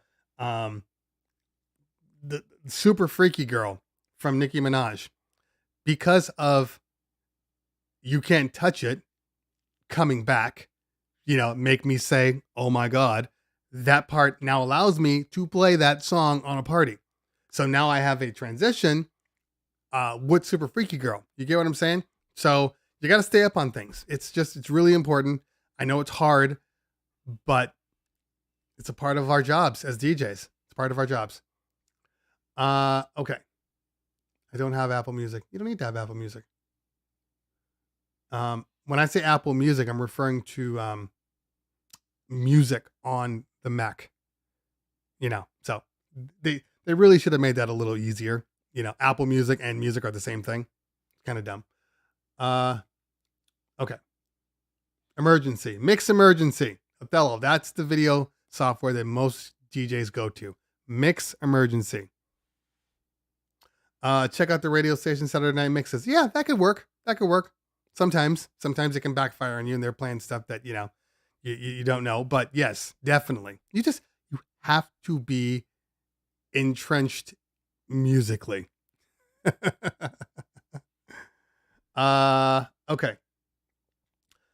All right. Let's see here. Celebra Harmony, do you recommend buying a laptop, MacBook, retail, or having it custom built for DJing? There's nothing wrong with a retail MacBook. The problem comes from the fact that you're probably going to want more storage, because I think it starts at like 256. So you're probably going to want to push it up to like a terabyte. And also, you might want to up your processors. Maybe the base model processor is not enough. Maybe you want to go up to like, you know, the next step up.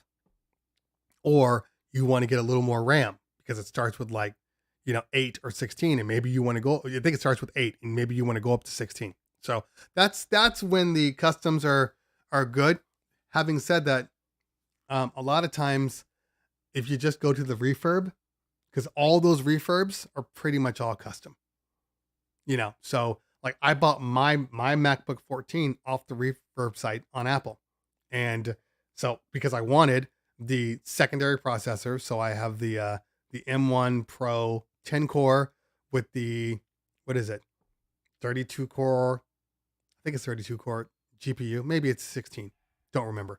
But with that, and also because I wanted a 2 terabyte hard drive. Now, if I did that one, my partner bought this, he bought a 16, but same computer variation. My computer got to me in 3 days. 3 days. Actually, yeah, because I ordered it on Friday night. I was doing an event, and then it was delivered to me on Monday. My partner bought retail, and he had to wait, I think, 3 months. So the refurb. I tell people, go refurb, and you'll save a little money. You still get the same warranty. You still get the same quality control. Go refurb. Billboard has a Hot 100. See, that's the thing. I agree. I don't really trust Billboard's Hot 100. You know, actually, let's take a look. Let's take a look at Billboard's Top 100 and see what it says.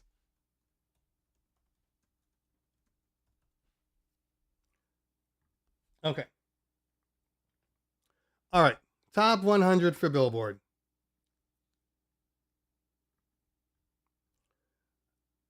All I Want for Christmas, Rocket Around the Clock, Jingle Bell Rock. It's all Christmas stuff. Anti-Hero Taylor Swift is number 8. Not one person has asked me for Anti-Hero from Taylor Swift. Not one person. Unholy. Okay, I get that. Sure. SZA. Okay. But you see what I'm saying? Like, it's all based upon plays. I I mean, I'm down to 21 and finally, or 19. Finally, we have a danceable track. Let's see. Yeah, I need to look at this later on. This Bad Habit track is huge now, which is funny because I've been playing Bad Habit by Steve Lacy for a while now.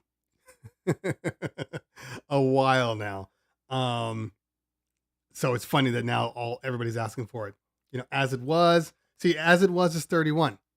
But I think as It Was, from a DJ perspective, should be way higher. Way higher. Cuff It is 38. Come on. Way higher from a DJ perspective.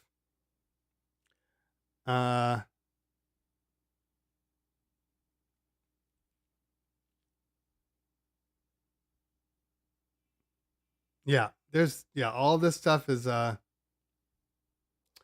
there's a lot of, I'll just say it this way.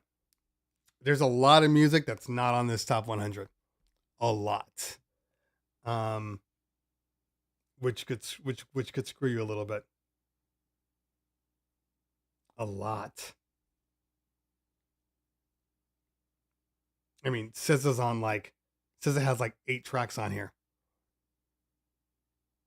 Anyway, so that's the things you gotta work with. Still waiting on my Rev 7. I get it. Ordered since December. Well, I mean, it's only January. So trust me when I tell you, some people ordered their revs in the beginning and waited 5 months for them. So if you get it this month, take it as a good thing. Okay.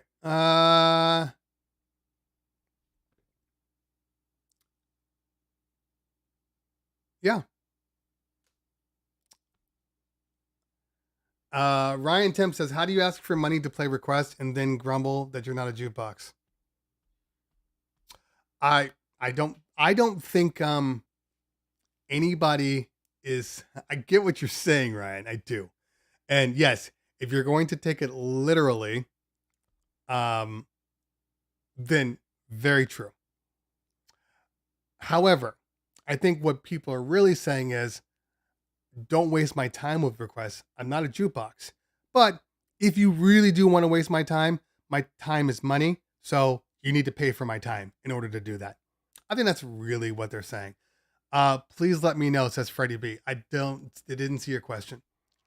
Here we go. How do I get the request code my brother for people to request music? Well, how do I get that request code my brother for people to request music while I'm DJing? Again, you just got to search it. There's Spinfluence. There's Request Now. Request Now is probably the easiest one because I mean they can legitimately just send you a text message and it'll pop up on your fake text number, so you can pull it on your iPad or whatever.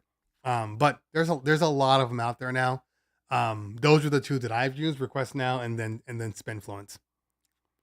Okay.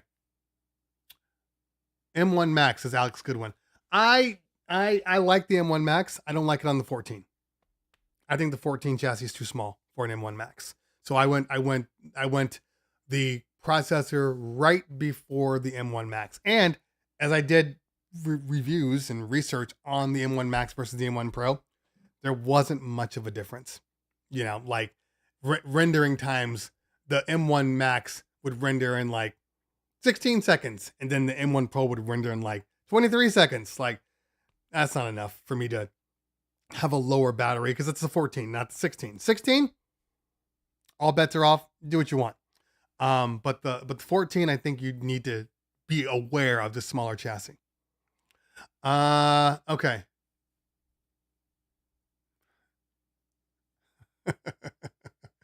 Freddie B, thank you so much. Appreciate that. Okay. It is 12:30. And I'm losing my... Don't move. It's not going to happen now. It is 12:30. I have conference calls to make. 1 terabyte standard. Yes. Agreed. Yeah. I have 2 terabytes, 32 gigs of RAM, the 10-core processor, and I've never been happier with my M1. Never been happier. It is honestly the best computer that I've personally ever owned. I absolutely love it. I just hate when people airdrop you a song in the middle of you rocking the club. That's on you, Rick Rack. Turn off your airdrop. Turn off your airdrop. Make it contacts only. That's what I would do. I've actually never had anybody airdrop me to my computer. So I guess my airdrop is probably only contacts on my computer. On my phone, people want to airdrop, stupid pictures and stuff, but never on my computer. Yeah, make your airdrop contacts only. I'm sure you know how to do it, but I'll show everybody else in case they don't. Not there. Sorry.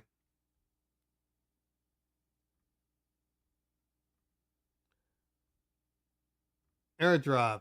And then right down here, it says, allow me to be discovered by everyone. Just change that to either no one or contacts only, and you'll no longer get dick pics in videos. Okay.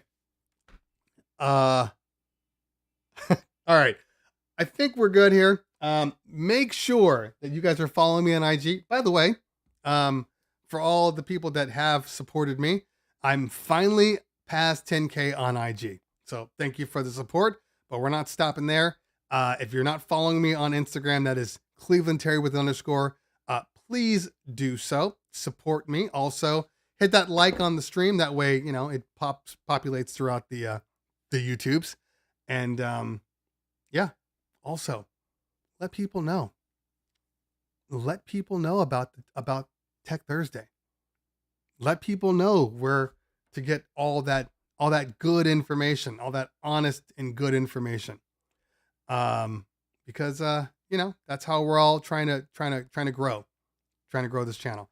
Okay.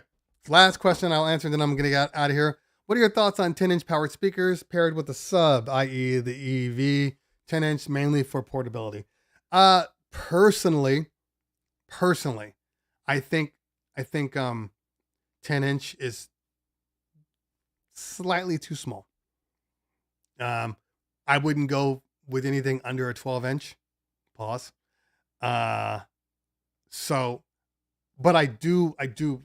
I understand the portability aspects of it, and I do think it's important, but I don't think it's going to be much bigger to go from 10 to 12. I think you're okay. But sound wise, you're going to get a better sound coming from a 12-inch. I know there's this thing. A lot of retailers will tell you this, that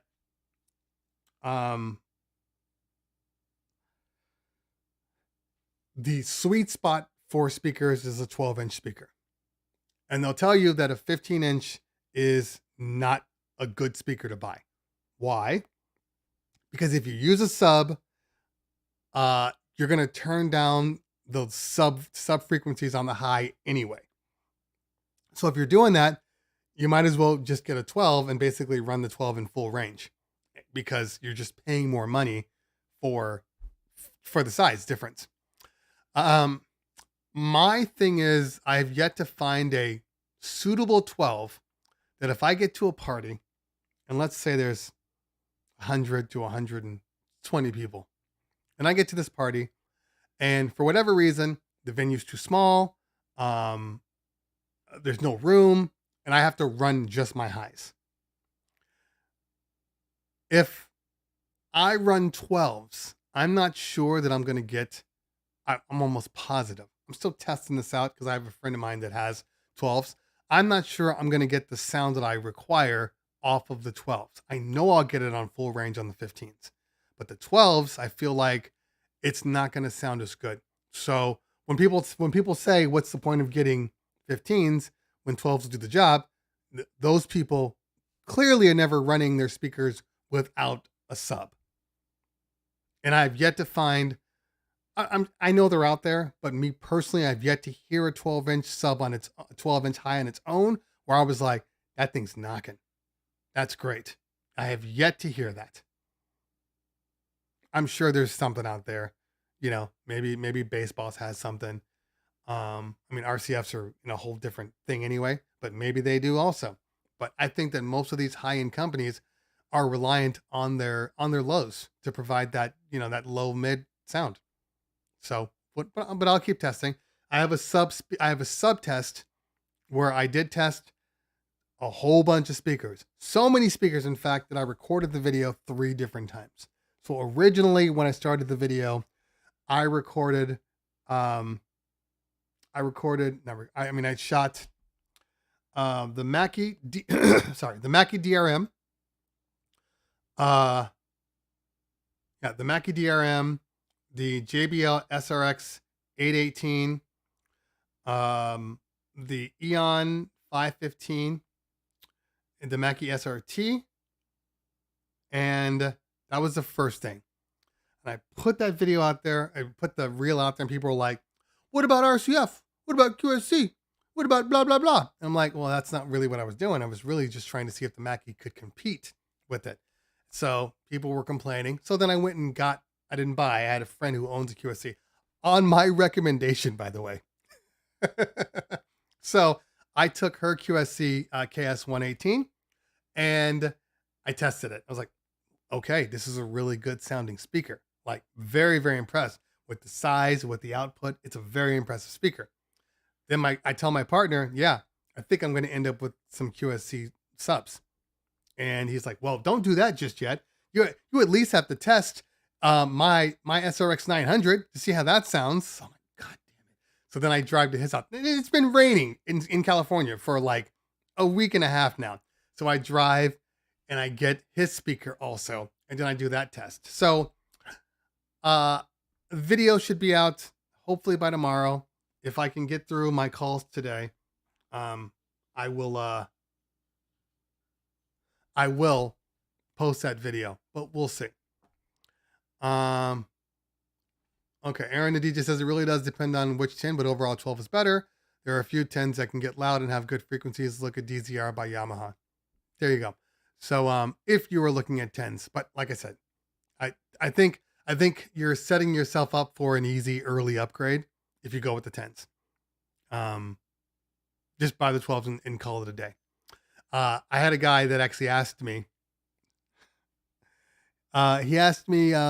He said, "I'm doing a wedding for 150 people, and I need some highs and lows. What do you recommend?"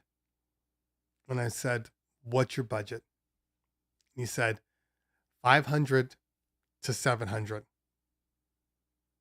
I told him to go rent because you can't get anything of quality for 500 to 700 bucks. You're not getting 2 highs and a low for 500 to 700 bucks. That's going to sound like trash. I don't care what anybody says.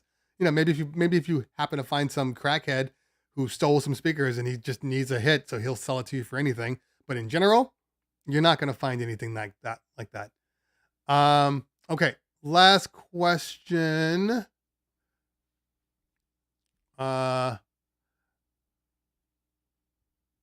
Carlos says, do you have, is there a difference using RCA from Rev 7 to mixer, XLR, or better XLR from Rev 7 to mixer? The only difference is typically if you go through RCA, you have no way to EQ on a mixer via RCA. It's a direct line in. So you'll get more adjustments on an XLR than you will on an RCA typically. But as far as sound wise, sound is the same coming through either one of them. You're fine. Okay. All right. I think we are good here. QSC K112s are too heavy. They are not too heavy, PV, because I have now tested many speakers. And in all honesty, the QSCs are lighter. They're lighter than the SRXs. They're lighter than the Mackie DRM. Not as light as the Eons, obviously. But I found that the KS112 or 118 anyway, not the KS112. KS118 was lighter. I mean, the SRX 900 is stupid heavy.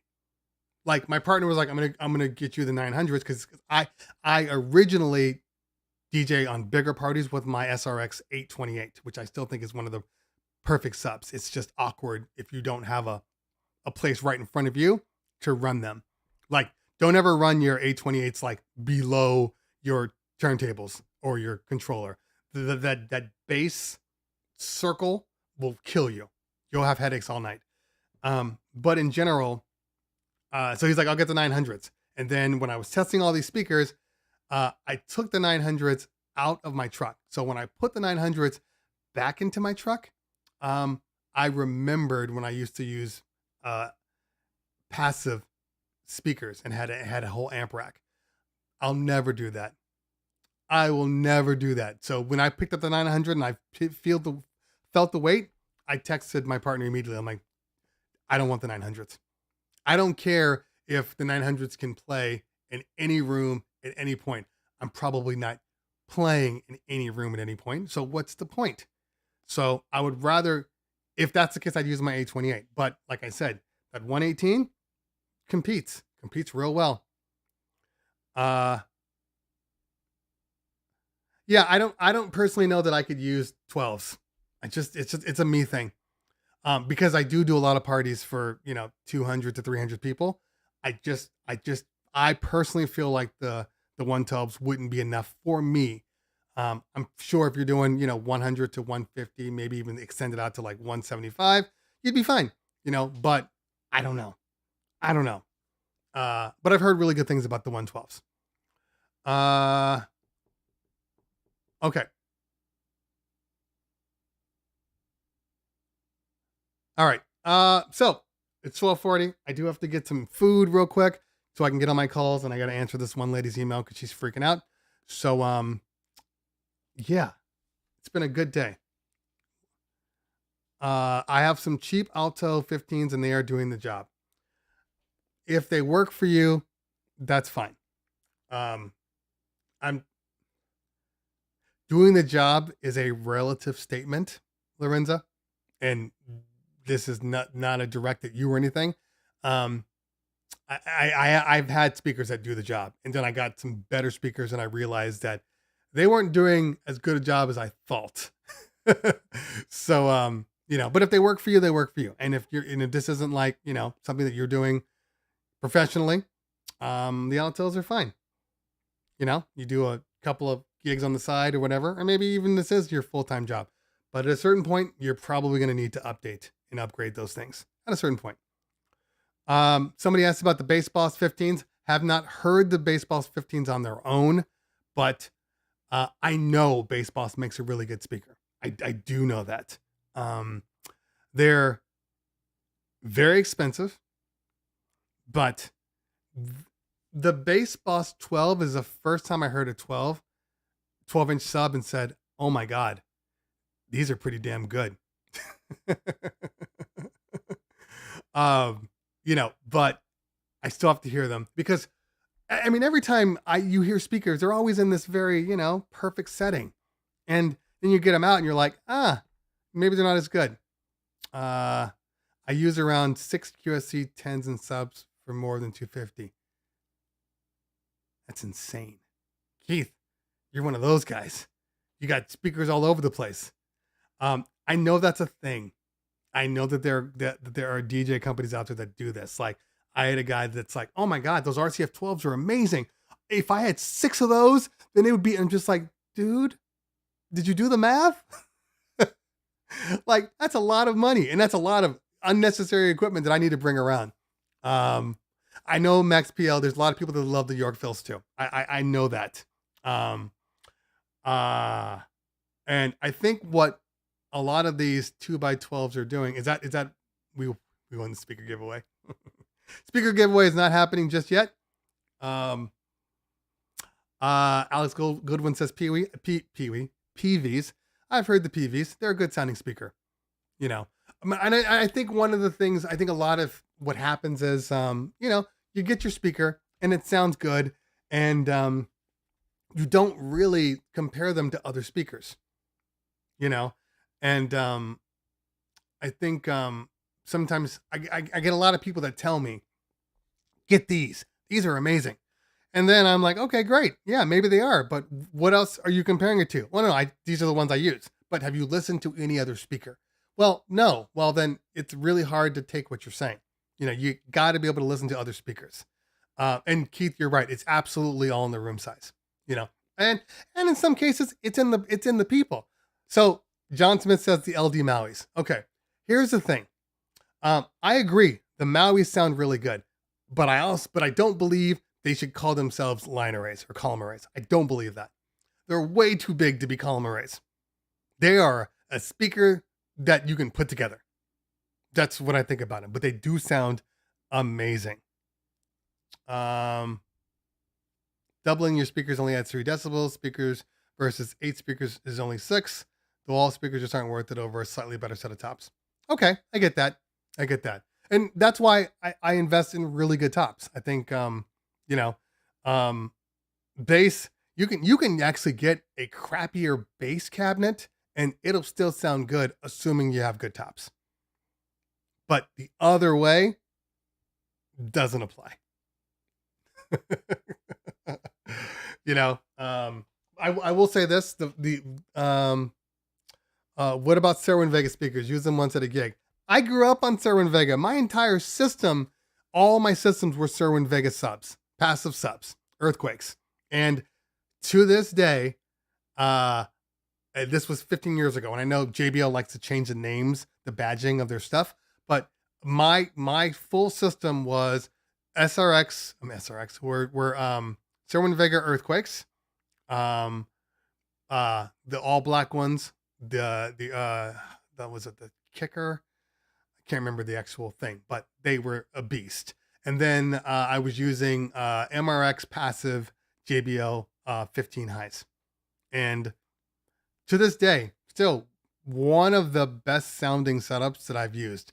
It wasn't until I got the 828 sub and the SRX 815s, that it even came close to my passives. But I was just so sick of having, all this huge amp rack and all these things. But finally, when I got my 828 and put that, I was like, okay, finally it sounds just as good as my Cerwin Vegas. Finally. Anyway, yeah, no, Keith, I understand. And I know there are several people like you that are all about the making sure that you don't have to push the main wall as hot because you have so many other speakers around. So it can technically all be lower and sound just as good. I completely understand. Completely. Do I want to do that? The most I will probably go is 4. 2 in the front, 2 in the back. Yeah, just because it's a lot. It's a lot of speakers to have to deal with, but I completely understand what you're saying. But I would just do a square and call it a day. That's exactly what I had, Keith. Exactly. Yeah. And the sad and funny part of this all, I had what was it? QSC 2450 for my tops and the 4050s for my lows. So imagine that amp rack on wheels with the case inside to hold all your extra crap, and my DBX drive rack, and then the Furman power conditioner. Now lift that up and put it in the van. Like, it was a nightmare, an absolute nightmare. So I'm glad to be done with that. The funny thing is, couldn't sell them. Could not sell them to save my life. Nobody, and I mean nobody, wanted to buy them. So I basically had to give them away for free. A guy came from Vegas and drove a big ass truck and took them all from me. I gave 2 sets to one to a friend, one to a guy that actually wanted them. It's a Hispanic guy. Hispanic guys always still go with the old school Cerwin Vegas. And then the other guy came and got 4 of them. Still sad to see him go because they really were great sounding. And now we're rebuilding. So we have SRX systems going across the board, but I might end up with a QSC system. I might. At a minimum, I'm probably going to end up with the QSC, the KS118s, just because of the size, the footprint. How many people to help load and unload? It was a nightmare, especially the days when you get back to the warehouse and like it's just you, and now you got to unload everything. A lot of leverage. You learn a lot of leverage when you're doing that. I mean, I can always get the equipment out. Getting the equipment in is the hard part. You know, that van has to be at a certain level to be able to tip, lift, slide, because I'm not just picking it up. Nobody's doing that. So, all right. Yeah, I still have nightmares about those days. Sunday morning, waking up with your back completely stuck because you're in so much pain. Anyway,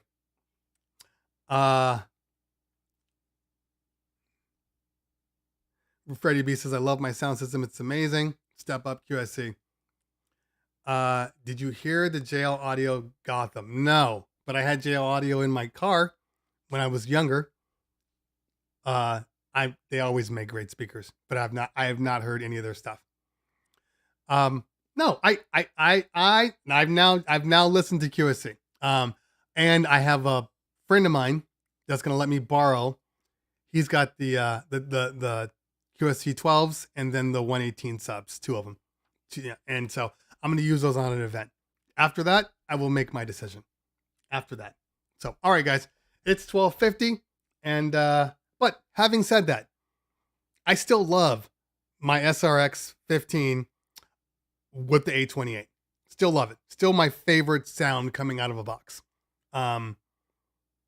But I'm also about making sure I can transport it without the need for a big ass van. Anyway. All right, guys. We need to start moving along here, because I do have a very, very important meeting that I have to get to. You have to, dude, you got to go eat and call. Yeah, we have next Thursday. Exactly. That guy, Nick Spinelli, hated on the QSC subs, but I don't believe him. Look, you know, here are facts, guys, and I'm out of here. Everybody hears Yorkville and RCF, nothing compares. I do like RCF. I've heard RCF. Very impressed with RCF. I've also heard Yorkville, and I've heard some trash Yorkville, and I've heard some amazing Yorkville. So I don't agree. I don't disagree. I don't know that you can say nothing compares. So I think once you get to a certain price point, all the speakers are really, really good. Now, back to Gemini real quick. So here's the thing. This is what I know to be true. This is facts. Everybody hears sound differently. Whether it be the subs or the highs or even visually, you see things differently. So I know that what he's saying is true to a certain extent for him, because I have SRX 15s and the 828 dual cab sub. I know that sound. I love the sound that comes out of it. I just love the frequencies that come out of it. Then I got the 818s. I started playing those, and I didn't love the sound at all. I mean, they're still JBLs. They're 818s. Didn't love it. I thought there was something completely missing in the upper sonic sub registry. You know, kind of like where the bass bleeds into the mids. I was missing that. It's not there. The way the speaker envelops the center of the dance floor, not the same as my 828. So, when I tested all these speakers, there's one thing that occurred to me. Because I went through, 7 speakers. The one thing I noticed was that the JBLs have extremely tight bass. It's the cleanest bass out of all of them that I heard. Okay. Totally crispy bass. But because the bass is so crispy, there's no bleed. And that no bleed part is what kind of fills in that upper registry middle gap. And I noticed that like all the other speakers that I listened to had a bleed to them. Were like almost like, think of it like vinyl distortion. You play on a record and you push it up, or you got a vinyl tube amp or something and you push it, and then that slight distortion kind of fattens up the bass line, and all of a sudden it sounds better. That's kind of what I'm hearing. So even though you're getting a more accurate sound out of the 818, I don't love the sound because there's no bleed. There's none of that true distortion. So I noticed the QSC has it. The 900 doesn't have the bleed from the SRXs, but it can get so loud, and it's just such a good cabinet that it just sounds good regardless. But yeah, even the Mackie has a bleed to it. That's what I noticed. That's what I need to hear on mine. I know I got a meeting. All right, guys, I'm out of here. Enjoy the rest of your day. Hopefully I'll have some content that goes out on my IG and on my YouTubes. So I will see everybody next Thursday. Get the word out. Let everybody know what this is about. Thank you to everybody that hung out today. I appreciate you. And I'll see you next week.